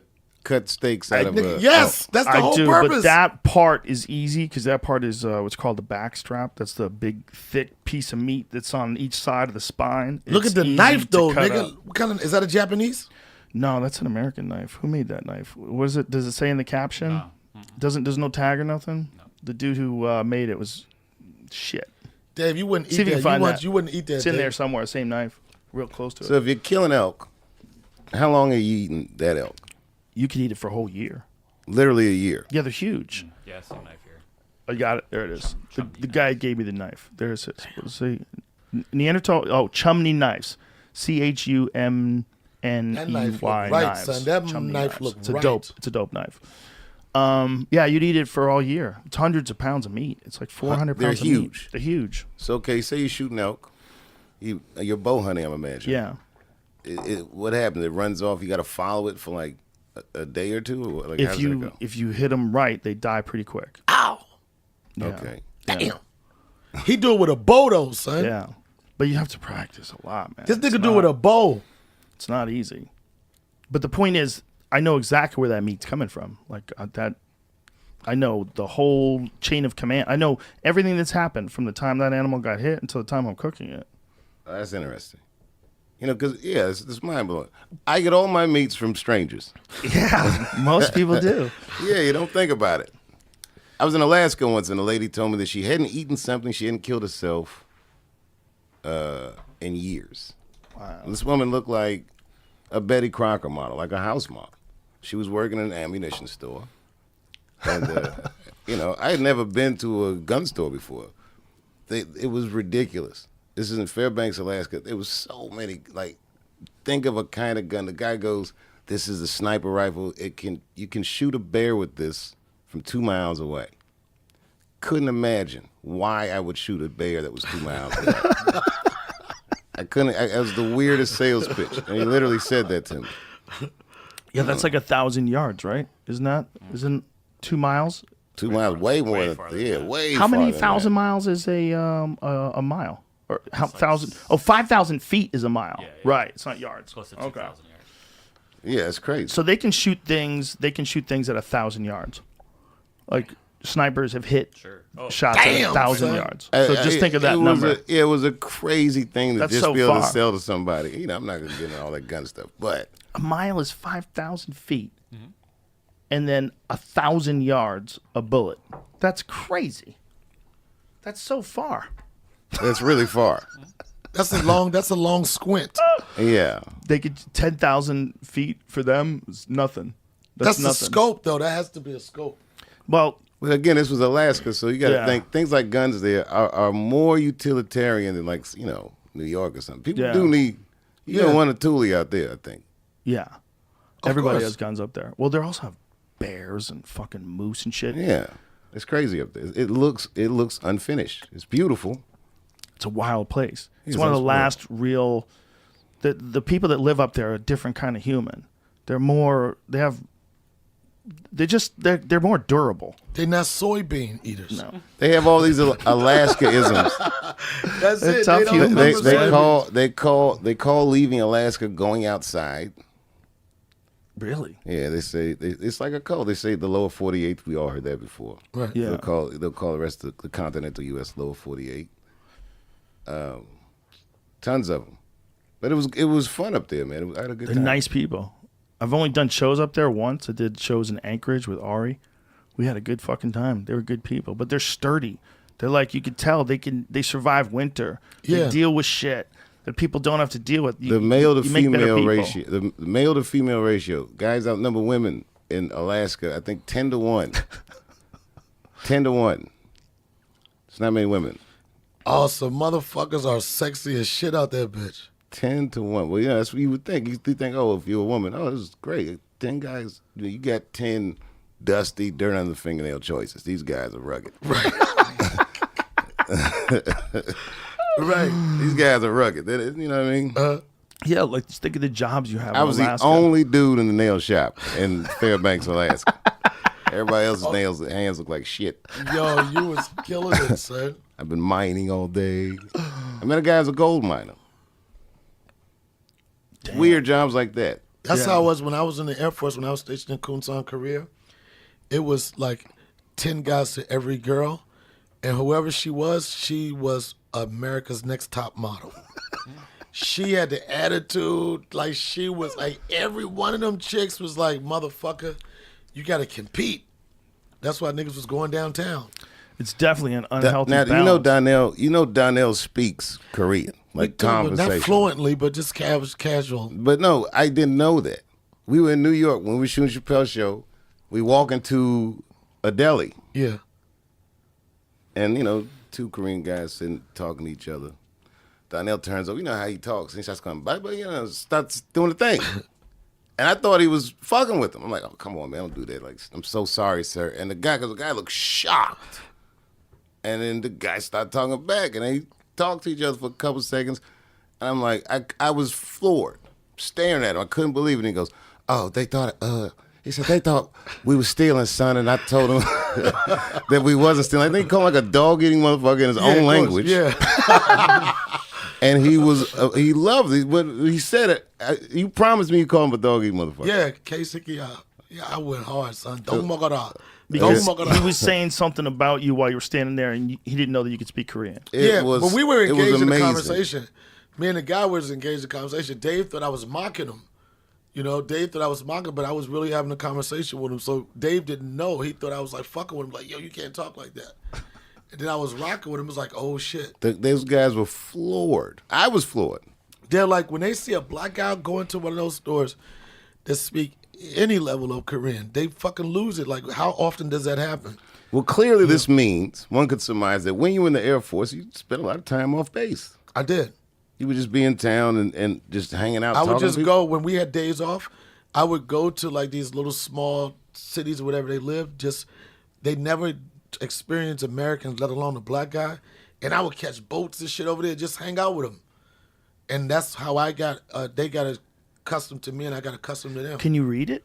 No, I couldn't read it. But I could, back in the day, I could spell my name. But it was just like, I was with trustworthy people.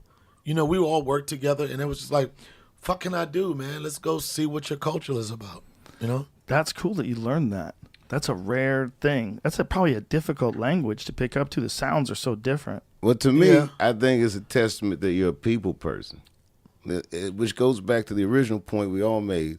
You find a way. If you want to hang out and talk to people and nobody speaks your language, I don't speak that language, yeah, you find a way. Yeah, you will. So did you learn from books? Did you take classes? Did you learn It from was just talking to shared at people? the main gate. We worked the main gate. You would have 12-hour, 16-hour days. So it's a one American on one side and there's two Koreans on the other side. You could just stare at each other all day, or you could just start doing word association. You know what I mean? It's pointing at stuff. Oh, wow. Come some da, chum mimni lolling zimni do tochamba. Was it? What did you just Whoa. say? Let's say, yo, Airman, on main gate, Airman Rawlings, may I help you? That was the greeting. I would say when it comes some, that's what they would say. Come some da chum imdum, but I would switch it to me. Come some da chum imdum Rawlings zimni do tochamba. They used to be like, oh, and they would, yo, I'm telling you, son, they used to get amped when I get a joint right. They be like, oh, Rawlings, why? They was like, Rawlings, don't answer the phone because I sound like them. And then they would say something else I didn't know. I'd be like, yeah, come some down, touch them up. They'd be like, oh. Because your accent was perfect. Yeah. I would do the same. Like when I started learning Spanish, I went to Ecuador once for like 6 weeks. I just started picking up Spanish. I had a driver that I just met the guy, hired him, said, yeah, you drive the car. He spoke like a little bit of English. And I spoke less Spanish, but we did the same thing. Yeah. By the end of 6 weeks, my man, I could speak Spanish. Yeah. But It was survival. I would mimic the accent of whoever taught me the word. If I Yeah. learned the word from an Argentinian, I'd say like an Argentinian says it. That's why when I do Korean or whatever, when I do it, even when I do it in my act, when it's broken Korean, people know that's the Adashi. He got the tone of an older person, a respected person. It's the Adashi. Oh. So Yeah, you like they have, know, like a real Korean could tell who I was around to give me my accent or however I did it. So I have a friend named Japanese Naki. I know Japanese Naki. Yeah, she is from Tokyo, and for some reason when she was in high school, moved to Alabama. She learned English from Alabama people, Whoa. and which created one of the more hilarious accents I've ever heard in my Oh life. my God, hell yeah, she got a. I just like where she got a country. She got a country accent, Wow. She's the and best. she likes lemon pepper chicken wings It's too. that so kind of black. stuff. Yeah, In other languages, there's all these weird tones that change the meaning it of changes words. the meaning, like especially in Korean in particular, right? in Korean in particular, because you can tell the way people use their voice when they talk to people. Older people always talk down to people. It don't matter what you did. It don't matter what it is for you to celebrate. It's always like, it wasn't enough. Do you know that those problems in communication is why Korean Air only teaches pilots in English? They only learn and communicate in English. They're not How allowed do to you know communicate that? in Korean. How do you know that? Well, because they recognized that there was an issue with the superior and dealing with a superior. Like if you were my captain and I couldn't say certain things to you. If the fucking plane's gonna crash, Oh, wow. I can't simply say you're doing it the wrong way. You can't say it, but in English you can. So they taught them to communicate in English because it changes the way, or they only use English because it changes the way you communicate with people. You don't Yeah. have like The that inflection, cultural everything. classification of a Tight mark. superior, of a Right. an older person who demands respect. I get it. And that's Yeah. the one thing people don't understand about, especially Korean culture, is the level of respect that they have. Like Yeah. that's that people think it's like, oh, they don't fuck with me because I'm black. No. The level of respect they have, they give a fuck about being older. Like that's Yeah. money, that's prestige, that's everything. You being older in Korean culture was money. I was Honestly, around Koreans a lot when I was a like teenager. this. Yeah. I like this cultural nuance. I feel Korea like is a fascinating Yeah. culture. Yeah, And 'cause they here don't I have feel what they like don't have. They Hard don't have- workers. What they don't have is like Korean dads don't really have connection with their kids like that. They don't have like the ultimate emotional, oh, you did a good job shit. Though they're very That's not hard. even their job. Their They're job very is hard like, on their kids. that's it. In general. I had a good friend of mine who was a doctor. He was going through his residency while he was on the national Taekwondo team. And the dude would literally be in school, and he would take breaks to put his backpack on. He's fill his backpack up with books and run up staircases and go all the way back down and then go back to go into the library to finish his work. Oh wow. And then he would find a way to go to the gym every day. And he won the national championship. And he's this Korean kid. I've never met a person who worked harder in my life. To this day, I think about that dude. He was always tired. I go, how you doing, man? He goes, I'm always tired. I'm always tired. But that motherfucker every day would be in that gym. Yeah. Every day. Jung-sik Chang, that was his name. Is he still alive? I don't know. I haven't talked to him in a long time. He was Jung-sik Chang. Jung-sik Chang. He was a Jung-sik guy Chang. that was like, he was probably like the star student of our team during my when I was competing, because he was this guy that was not just a national champion, but also a guy who did it while he was in his fucking medical residency. Like the amount of work that he was capable of doing was insane. And he was like, the way Koreans are, in the way he would describe it to me, is like nothing's ever enough. No matter what I do, it's never perfect. Like no one's here to praise me. I got to way keep their working military- harder. Sounds like a fun guy. Jesus Christ. The younger in the military, the It's just- Korean military, Yeah. it's like when you were like when somebody was outranked you or whatever, they used to do this thing called education, where they could just talk to a little Korean motherfucker any kind of way they want. Yeah. And they used to have this little greeting they used to do, and then you just see the young Korean just like they could do whatever they wanted to this motherfucker. He could not do nothing but just show them respect. Yeah, you have to take it. They used to, like, it wasn't no rules. Like, if you do this, they would fucking beat them motherfuckers up or whatever. And they came back. But there's one thing I like that you described. What? The reverence for older people. Yeah. I feel like here in America, we be just discarding people. Yeah, really quick. Yeah. It's not wise. We you should know? get more than half price at the movies after a certain point. Yeah, come on. That's at the least they could do. Well, we've forgotten that it's important to have people that are older than you that figure life out a little bit better than you have to help lead the way. We When these forgot that in guys this were country. running for president, the way they kept going in on Joe Biden for being old, Yeah. whatever. It's whatever. So come on, man. Well, Trump's old, too. That's what I mean. The I like idea when of Trump that. calls the elderly, as if bro. that somehow doesn't apply to him. Yo, that's how I am. Yo, Dave, I did a show once, right? And I was so caught up in myself. I was like, look at all these old head motherfuckers that I went to high school with, right? I was like, old ass motherfuckers that I'm their same age. I forgot the connection altogether. That's real. That's real, son. Every I'm like, once in I'm a while. old, but they are older than me. And they're the same age. Yep, they're the exact same age. I'm talking shit. Yeah, all my friends around my age. You don't feel it. Yeah, they're more like they have like, you know what I mean? They dress the part. That's They why do. it's very important for older people to actually have their shit together. Because when older people actually have their shit together, maybe people will resume the idea of respecting older people. Like maybe it'll become more of a trend in the future. But when It should older be people are automatic, that though, old man. and It they're should be still automatic. crazy, when that's the problem with a guy like Trump, that old and still, I won this and big, like all the craziness. Like the girl he used to bang, called her horse face on Twitter, like that kind of Stormy craziness. Daniels? Yeah. That kind of craziness is like. But you come to expect it of him, though, and it became very entertaining, man. He made it all entertaining, but then it was For involved sure. in people's lives. But it's like clothes. Like, you know how you'll see an old person dressed up, and you know that maybe like 30 years ago that outfit was the shit. You know what I mean? Right now, Yeah. But maybe he's not killing it today, and it's like you can see him put it on one time and just be like, "This is it, go on without me." Fashion, keep going. Isn't it funny how fashion eventually comes back around? And then you got dudes dressing up like they're old-timey photographers. Because Then like I'm the telling you, vest when and it's- shit. when I grew up this summer, for me, I just grew up with it. I don't even give a fuck. You know what I'm saying? I'm like, I remember this summer, son, I was starting to buy shit that had waterproof on it. You know what I mean? Reversible.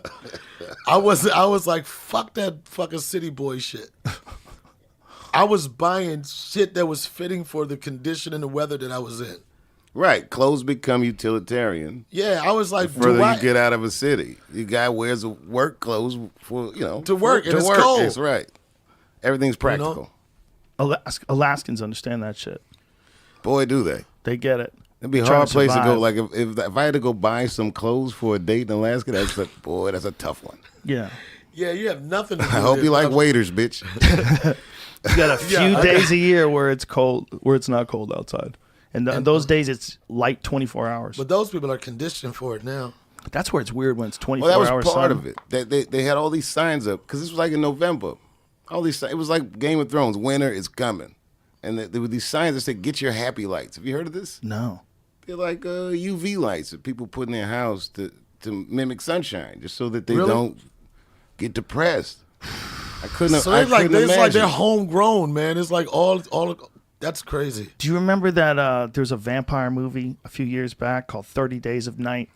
I don't know. It's Never all about seen it. vampires that show up in Alaska because there's 30 days where it never gets light out. Oh, that's a good premise. So these vampires just fuck this town up for 30 days because they know when. So they bring this vampire familiar that pulls the boat into the Anchorage shore or whatever the fuck they landed, and they get out in this small town and just wreak havoc on this town for 30 days. Robin Williams and Al Pacino did a movie the opposite of that. It's called Insomnia. You ever seen that? I didn't see that. I don't It think. was a weird character thing. Pacino's character is a cop. This is a real and Robin Williams is a guy he's looking for a heinous crime, right?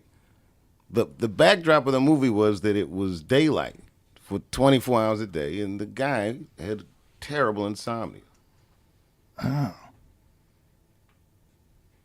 That's a rough way to live when it's never gets dark out. I remember doing it when I was in Anchorage. I was with did shows up there with Ari Shafir, and we went fishing, and it was like 2:00 in the morning, and it was bright outside. I was like, "This is weird, man. I would love that. It's weird." But Fishing not- at 2, I would love it too. Fishing at 2:00. Oh yeah, you can just keep going. There's parts where it gets dark, like barely. Did you fly for like fish? An hour. You fly fish? No, we were trolling for salmon. How do you troll for salmon? You pull a boat, you got like a boat, and you cast some lures in, and you're really trying to get the salmon aggravated. That's what they want. They're not really hungry at that point. They're trying to fuck. So when they get your lure, they're really pissed off at it more than anything. Jesus Christ, people have thought of everything. Who the Yeah. fuck would think to aggravate a fish? Aggravate salmon, yeah. Somebody that needed that. Yeah, there's certain salmon that only eat plankton. They don't eat. They eat microscopic shit. Like they don't really eat fish. This is in a river you're doing it. Yeah, you pull lures by. I think that's is that Chinook or sockeye? Well, I'm trying to figure out which one doesn't really eat fish, and the only time you catch them is when you piss them off. I don't know nothing about my salmons. Like sockeye, I don't know my salmons had different personalities or anything, son. Well, some fish just eat fish, right? And some fish just eat microscopic shit. And there's one particular type of salmon that only eats microscopic shit. And the way you catch it is by getting it pissed. And that's in Alaska. They do that out of like Bristol Bay. I think that's Chinook. Is that correct? I'm trying to find it. And Salmon migrate, right? yeah, they migrate. Yeah. So And are they, to the are same they spot salt every water year. or are they fresh water? How They're is it? both. They're both. Okay, Yeah, that's what I thought. Yeah, they move through. I forget what it's called, but they go out to salt water and they come back to spawn in fresh water, and they have to do it in the same river. So if you dam the river up, they're fucked and they die. They don't know where to go, and they never wind up reproducing. Which one They don't garners the figure it most out. money? Like, which one is the Salmon. most? Salmon's huge. Well, out of all fish, it's like probably tuna. Really? Yeah, but there's they're running out of tuna, man. They keep just jacking tuna. Talk to those old tuna guys in Japan, and they're like, we used to see a lot of tuna. Now you go to the tuna market, it's a fraction of what it used to be. There's just Really? not as much tuna left. Yeah, people love sushi. I know they do in Atlanta. It's worth a lot of money. What happened? He's referring to it. I know they Oh. love sushi in Atlanta, bro. They had a big thing about sushi in Atlanta. What happened about Quick sushi in question. Atlanta? Quick question before I go. This is because this is coming up, and the next time we meet, I want to ask you about what you think. The vaccine. Are you taking it? I'll take it if it works. If I feel that the doctors have all gotten their opinions behind it, and they think, you know what it is like an mRNA vaccine, this new vaccine. It makes your body think that it doesn't introduce actual COVID into your system and you fight it off. It makes your body think that it's COVID, and your body builds the proper proteins to fight it off. Oh, that's The interesting. guy explained it to us yesterday, Nicholas Christakis. He's from Yale. He's a soybean boy. Thinks, He likes no, he soybean. doesn't. He's a good man. He thinks He's a that soybean boy. he's a great man, and I won't let you disparage him like No, I'm not disparaging. He's certain niggas is soybean, motherfucker. He's soybean. that. He's a doctor. Okay, Dr. Soybean. Anyway, he thinks the vaccine will be very effective, and even if it doesn't keep you from getting it, it'll prevent or hopefully prevent you from getting a bad case of it. I don't know though. So I'm what scared would of you these need? things. Would you need just the consensus of a body of doctors you trust? And people's experiences, because people have already taken it. So if people have taken it, like, what is the experience? They say that they, had they felt like shit for a few days. That's it. Now, is that true? I mean, who are they? A few Have you days talked is- to them? What's a few days? And what do you mean by feel like shit? Like, did you try running 4 days later and you still felt terrible? Like, So wait, apparently they're distributing this vaccine almost now, right? I don't think it's totally ready, but it very soon will be ready. And if it's effective, they're going to encourage people to take it. It But makes then they people said real they're nervous. going to have it for like doctors and like essential people at the beginning of it. First. And then it's going to probably people that are high risk, like older Yeah, but the thing folks. is, it's going to have people have a sense of like there is something that could be done now. Like it's a sense of hope. It's a sense of progress. It's a sense of like, it was at one time where we didn't even have a thought of a vaccine. Now we got competitors and shit. So Yeah. people to think different. Listen, if it works, we should take it. But I know how people get real nervous Black about that people kind of don't shit. fuck with vaccines. I told you that, son. How do you feel about Dave, it? black people don't fuck with no vaccines, Dave. Well, I mean, I feel like it's inconclusive because your caveat was, I'd take it if I felt safe about it. Yeah. Well, that's just the thing. Don't you feel like that same way? Well, of course, but so now, for the first time, we're learning how the process of a drug, going through trials. We're learning this literally as a nation. We're all watching this thing take place. And an accelerated version of it. An accelerated version of it. Because usually a vaccine takes multiple years to develop. Yeah. So this is really quick. To be able to have something this quick and turn it around and It's like have those it be movies effective. where they find a cure by the end and you're like, oh, that's bullshit. They're doing it. Well, Not a cure, but a vaccine. It's a big deal. The good thing is, if another one comes around, they're going to be more prepared to do something like this quicker. Right. I think people needed to really understand that in our lifetime, something can kill the world's economy and kill hundreds of thousands of people here and 1 million people worldwide. I think everybody I don't understood think I think we knew it, but I don't think we really expected it. Right. No, they knew it. The Obama administration had prepared for precisely that eventuality. But I mean us. Of course, yeah. We couldn't wrap Us. our mind around it. Even if they told you, even if you watched Bill Gates' speech at TED Talk in 2015, you would never internalize it and think there's a pandemic coming. Now we know. Nobody. Now we know there is. Now we're going to want to invest in the medical infrastructure to make sure that they prepare better next time. This is hopefully people are going to learn from this. That's Oh yeah, 100%. People know. Glass half there's full. nothing is going to be new. There's nothing going to be new about it. no. Well, the debate is largely philosophical, right? I mean, to this end, there's two schools of thought. One school of thought is it's just going to be what it's going to be, and you got to keep moving. Like, Yeah. why close anything? And the other school of thought, which I thought was, this is more than just a philosophy. It was a science. Right. Remember, the premise when they locked us up was we have to wait to catch up to our medical infrastructure. Yeah. So we don't overburden our medical infrastructure. We got to suppress the disease till we can build up the infrastructure. And they gave us an early estimate of 2 weeks. This is how a comedian does. When a comedian's doing a real long set, he goes, one more thing before I go. And then he does that 4 or 5 times, and you realize, this guy's going to do another hour. Oh yeah, that's so fucking rude. Yeah, I Yeah, get but it. you know Yeah. that trick? Yeah. That's what the pandemic, the quarantine felt like. 2 more weeks, 3 more weeks. Maybe we'll open bars and, that kind of shit. But there's no way to control it other than create it yourself, right? What do you mean? Like the whole vibe of the scene, right? The vibe of which scene? The pandemic. You said, how do we get used to it? What can we do about it? Well, he's also saying, here's the thing. We never signed up to let people tell us that we can and can't take risks or go to work. And by saying that if you do it, you're going to kill other people, that's what changed the game. Right. And so everybody has to figure out how much of that they're willing to accept and how much of that are they not, and whether or not they're willing to take a shot. Take this vaccine without, knowing the long-term effects of it or worrying about the long-term effects of it. And some people are naturally averse to taking any kind of medication. They don't want to do it. And other people are like, if you tell me it's good and all the doctors agree Right. and that it'll help mankind, I'll fucking do it. That's how I feel. Listen, polio, okay? Shit doesn't exist anymore. Smallpox doesn't exist anymore, at least not in the numbers that it used to, Yeah, but right? you got the old vaccine for that. That's the old vaccine. Because of vaccines. Like Yep. the idea that vaccines have done bad things only, or that they're dangerous only, it's crazy. Like vaccines are the responsible for the giant population It's not of people. vaccines. I think that at the core of this is you just trust. Yes. Do you trust these sources? And people realize that they're at the mercy of someone that they don't necessarily trust. Right. That's the rub. Well, maybe Don't that's the problem. touch your own face and don't go outside. I'll tell you when to come out. 'Cause love a renowned liar. Yeah. Right. It's a tough one. That was a tough one. Especially here, it goes touches something really sore in the core of an American's identity. Like you said, how can you tell me to do this? Yeah. It's crazy, man. This was a tough one here. It's a weird one. It makes us redefine what it is to be a person. Like if all of a sudden you have other people that got elected into a position of power. That's all they did. They won a popularity contest, and they're dictating whether things go this way or that way.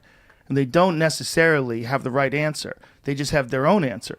And Dallas is doing it different than this town. And, Washington State's doing it different than Nevada. Everyone's doing it different. But everybody's trying to do it also. Yeah, but governors can tell you what you can and can't do. It gets real weird. And I get it. They're trying to keep the hospital numbers down. But you told us it was going to be 2 weeks. Like you guys said 2 weeks, and now here we are like 9 months later, and everyone's just waiting only for a vaccine. But I'm not speaking about, if it's right, if it's wrong. I'm not speaking about it like that. I'm just saying whatever it was, that was very difficult. Yeah, That was very difficult. very difficult. I was fine. But not knowing when you can work, not being able to move around, not being able to see my mother. You would have never thought. If someone had told me 11 months ago, even the night before, the last night we went on tour, where we were in Milwaukee. Yes, it was Paps. And the last show, it was the last night between shows, right? It's a 2-show night. And the energy had changed. It went from festive to like, people looked worried when I got off stage. And Tom Hanks had it, the one NBA guy who had touched everything and had it. and then the horn starts ringing that they're going to shut the country down. I literally go, that's impossible. What are you going to shut down the world? It's impossible. This is what I thought. My initial reaction. But the energy changed. Now I go out and do the second show, and immediately, and I wasn't even thinking about this shit earlier that night. I come out on stage, everybody reach their hand, hey, and I thought about it. Okay, I start, shaking people's hands. Oh, worried. But yeah, it was Yeah. The day before, wouldn't have even been concerned about it. Went into the green room for 40 minutes and talked to people who've been glued to the television watching the news. And then they scared the shit out of me. My behavior changed almost instantly. It was interesting. I don't want to get too heavy. I mean, I'm only hanging out for a No, minute. man. No, There ain't no it's- such thing. It's not too heavy. That's exactly how I felt about it too. I remember I shook a dude's hand on a flight. I was flying to Vegas for the fights. It was like one of the last fights before they shut it down. And some dude goes, I don't know, you want to shake hands? I go, I'll shake your hand. And we shook hands. He had a mask on already. And I He was was like, prepared for wow. He was ready to go down. I think this was the very beginning of March. This was the first time I had been tested in any capacity was when I did your show that time. That was the first time I had an antibody test or anything. I would have never expected that here we would be deep into November. And we're all still kind of locked down. When this started, you lived in L.A. You had no plans to come here. Yeah, you're in Texas. Think about it. motherfucker. Your whole Yeah. life has changed. What's interesting about this time was another thing we should talk about next time it comes. Is that in mass, it feels like we're rewriting our social contracts. The whole thing. And COVID is an accelerant on this process that I could have never imagined. Yeah. They're locked inside, man. People are stuck in a house with their choices. Do you like your house? Do you like who you're with? Do you like these things you've accumulated? I hope you like them because you're stuck with them. I made great choices. I like my choices. When I was faced with it like that, I was like, whew, I had it much better than many people. But imagine people doing that in mass. It's pretty powerful. It's a pretty powerful thought. What does this do to a society? This type of isolation And almost forced reflection. yeah, which is not necessarily a bad thing. Right. And we've always talked about how life is a rat race, right? People get stuck in this rat race. It feels never ending.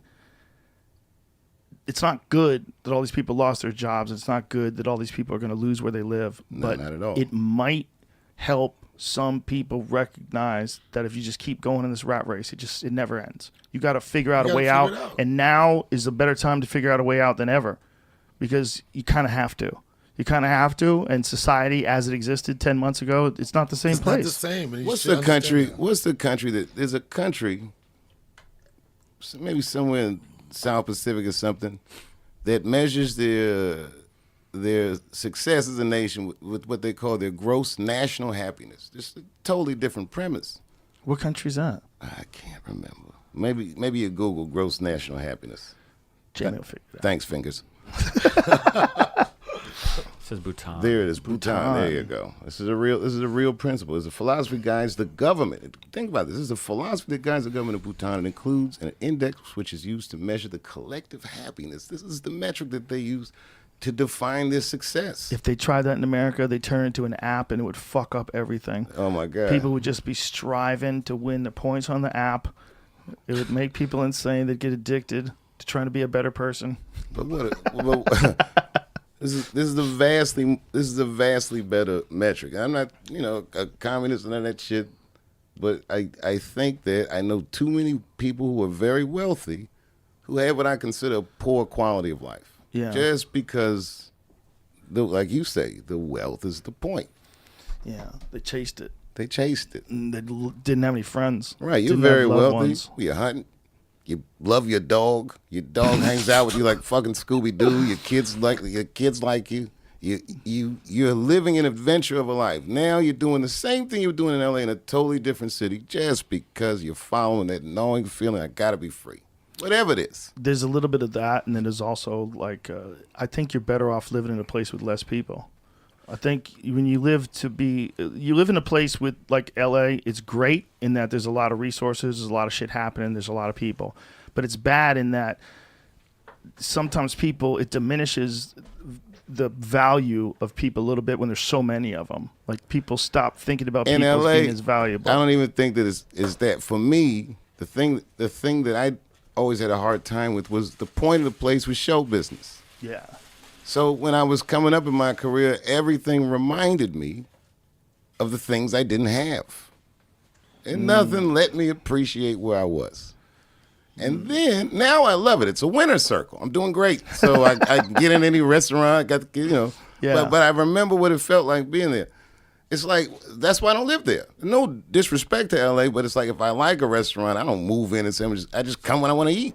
I don't want to live in the restaurant. I think your idea of living in another place gives you perspective. There's no question. It's the best way to have perspective. If you're stuck in that showbiz world, that becomes your culture. Your culture is like this tiny fraction of the human beings in the world, and so many people just start relating only to people in that culture. Like that, you can get real isolated that way. Yeah, it's just not. Yeah, and for what we do for a living, how is that conducive to anything that we want to so achieve wise. artistically? No, it's a very wise decision. Like really wise. Yeah, That smells great. I Man. told you, son. That's the one. Son. that candle is the shit. I'll do a commercial for it right now. You can cut this out. Thank you. Hi, I'm Dave Chappelle, and this is a black ash candle. It smells way better than it sounds. Take it from me and Ashy Larry. Black ash, bitch. Cut. One take. Yeah. That was beautiful. Give it to me. I'll light it. Oh yeah, do that. Get the scent going. So when you're touring now, do you just pick a city and say, "Oh, I'm going to do Denver 3 nights in a row. Find me a venue." Well, I don't know if I want this on a show, but just between us. Well, you could. I don't know. I'm not trying to. We don't have to put anything on the show that you. But I want to post up here for like, a few weeks. It's cold in Ohio. I like playing outdoors. I like this Stubbs place a lot. Beautiful. It's rocking. So that's why I say we do the damn thing. I'm thinking around December, January. Stay here for 4 to 6 weeks. Try to finish the act that I was close. When we were supposed to do those shows and Man, that summer was gonna be fire, son. Me and Joe Rogan went on sale with some tickets. And this Joe, we must have sold 36,000 tickets in like 10 minutes. It was insane. We were so excited to do the show, and like a week or two before, Yeah. the shutdown happened. I was part of that shit, son. That was about to be nice. So The ones we did were fun too, though. What was it, Tacoma? Seattle. yeah, no, I've never seen you have bad. Remember we went and watched Once Upon a Time in Hollywood and all that Yes. shit? It was so much fun, At man. 2:00 in the morning. That was the night. Where were we at? conversations. Was I there? We were. Yeah, you were there. Where you were we? there. That was when Utah? we were in. No, that wasn't No, Utah. Seattle. That was it was Tacoma. Tacoma, Come Dome. on. Seattle Tacoma area. Dome, that's yeah, right. Yeah, yeah, That was yeah, fun, yeah. man. That was show was fun. fire. That was fun. That was so And much the fun. conversations we'd have in the green room.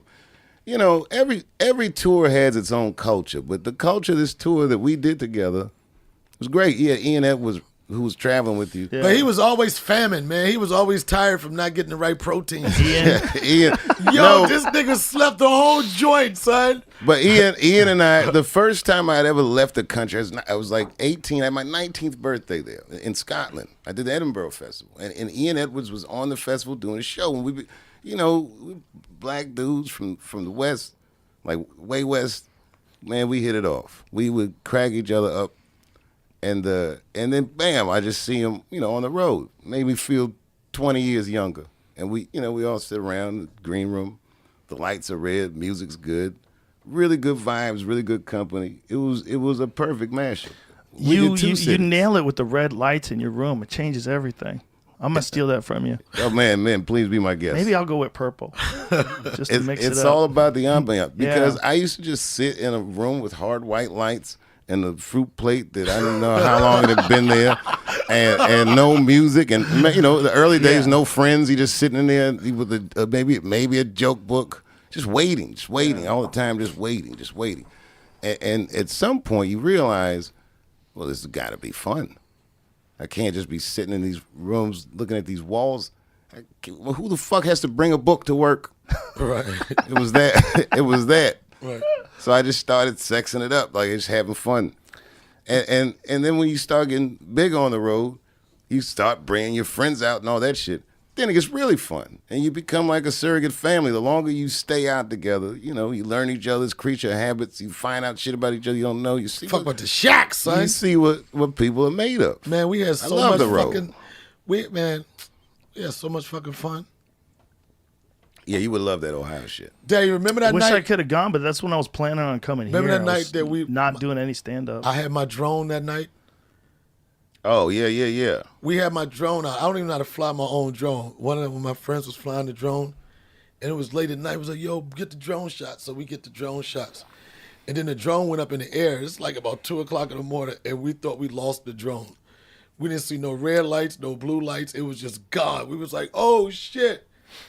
Nigga, we got to go find the drone. We like, we about to get out of here. We thought we lost the drone. The drone was supposed to be at the bed and breakfast. How Stacy joint. well can you control those things? Like the people that know how to drive it, they can control it where they can't see it through like measurements and distance and everything.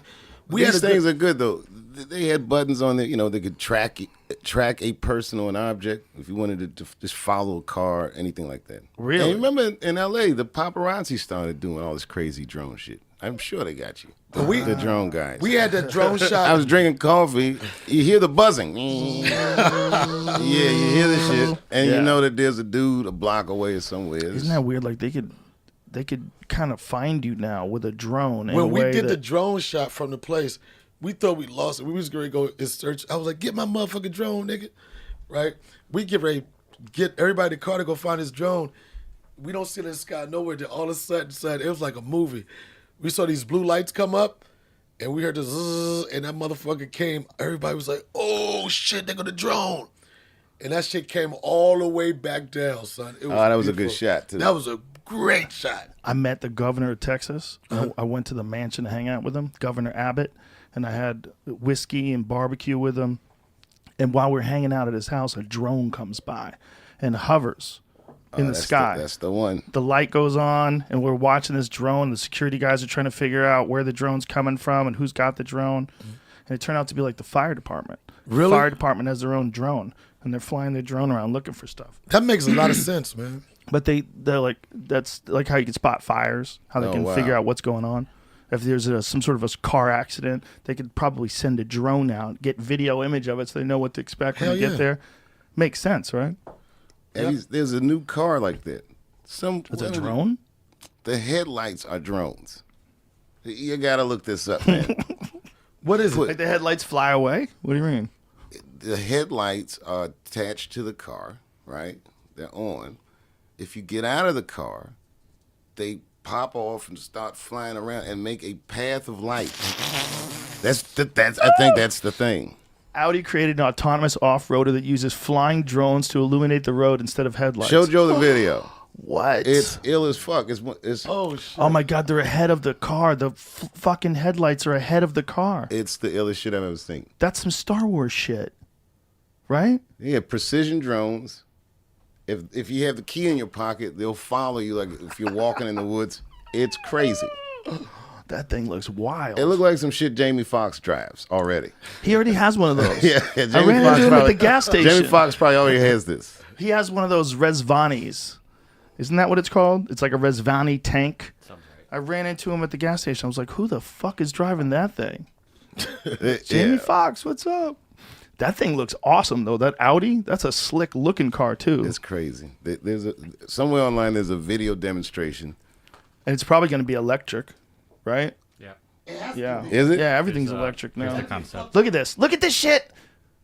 It's that. Donnell, look at this. Look at this. Look at this. Watch when it's driving. Oh, shit. That's the headlights? Yes. The headlights are ahead, making the road bright. Yo, that's some gangster shit right there, son. They're flying like little UFOs. That's nuts. Could you imagine if you saw that drive by you somewhere? Yeah. You'd be like, oh my God, I think I saw an alien. That's crazy. That's going to be the future. Look at that shit. They fly ahead of you and illuminate the road. That's bananas. And you just have to trust them with your little bitch ass lights. You get some little bitch ass Soybeans, fog man. lights. You have to trust the daddies that are flying around. That's how the government's going to control you.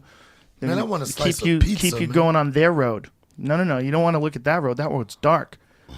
The drones only go on this road. Come on. Son, where can I get pizza? Probably a pizza place. If I had to guess. Joe, come on, man. You started like this, man. Why you doing this to me, man? We'll find a pizza place for you. What kind of pizza you want? Thin crust. I could get a pizza. A pizza? A piece of pizza. A piece of pizza. Yeah. Pizza. I gotta get some more gauze too, man. Are you all Let's right? take 5. Want to get some meat? Yeah, can we? Yeah, get we some? can just end this. It's already 4:35. We've been doing this forever. Oh wow. He and I have been doing this for 4.5 hours. I know, right? man. He been disrespecting my gunshot wound. I didn't. I told Jamie. I didn't, right? Never. It's not true. None of this is true. Teamwork is dream work. Thanks, Dave. That was fun. Oh my God. Dude, Next time we'll do it for real. For real. Like really. Yeah, do for shit. sure. 100%. Thank you, son. I would love it. Thank you, son. Donnell, that was fun. Thank you. Thanks for the candle. Thanks for the cream. Thanks for Black everything. ass bitch. Thanks for everything. DonnellRawlings.com. What about my show, RFK Stadium? RFK Stadium. DC Improv, the traditional Thanksgiving show. And the date is? November 28th. And Pixar's Soul comes out Christmas Day on Disney Plus. Keep people focused on the show. What? I'm sorry, the 28th? Joe, you keep disrespecting me, man. I want people to come and see you. The way you say it. I'm trying to find out where the tickets are. There it is. All right. There it is. So Damn, drive-in man. comedy at RFK. No, I'm trying to promote your show. Sorry. Parkupdc.com. So go to parkupdc.com. It's the 28th. Your traditional. Yes, that's Saturday. Thank you, sir. Thank you, Joe. I enjoyed love it. you, man. Oh, I love you too. I love your dog. She's awesome. All right. Bye, everybody.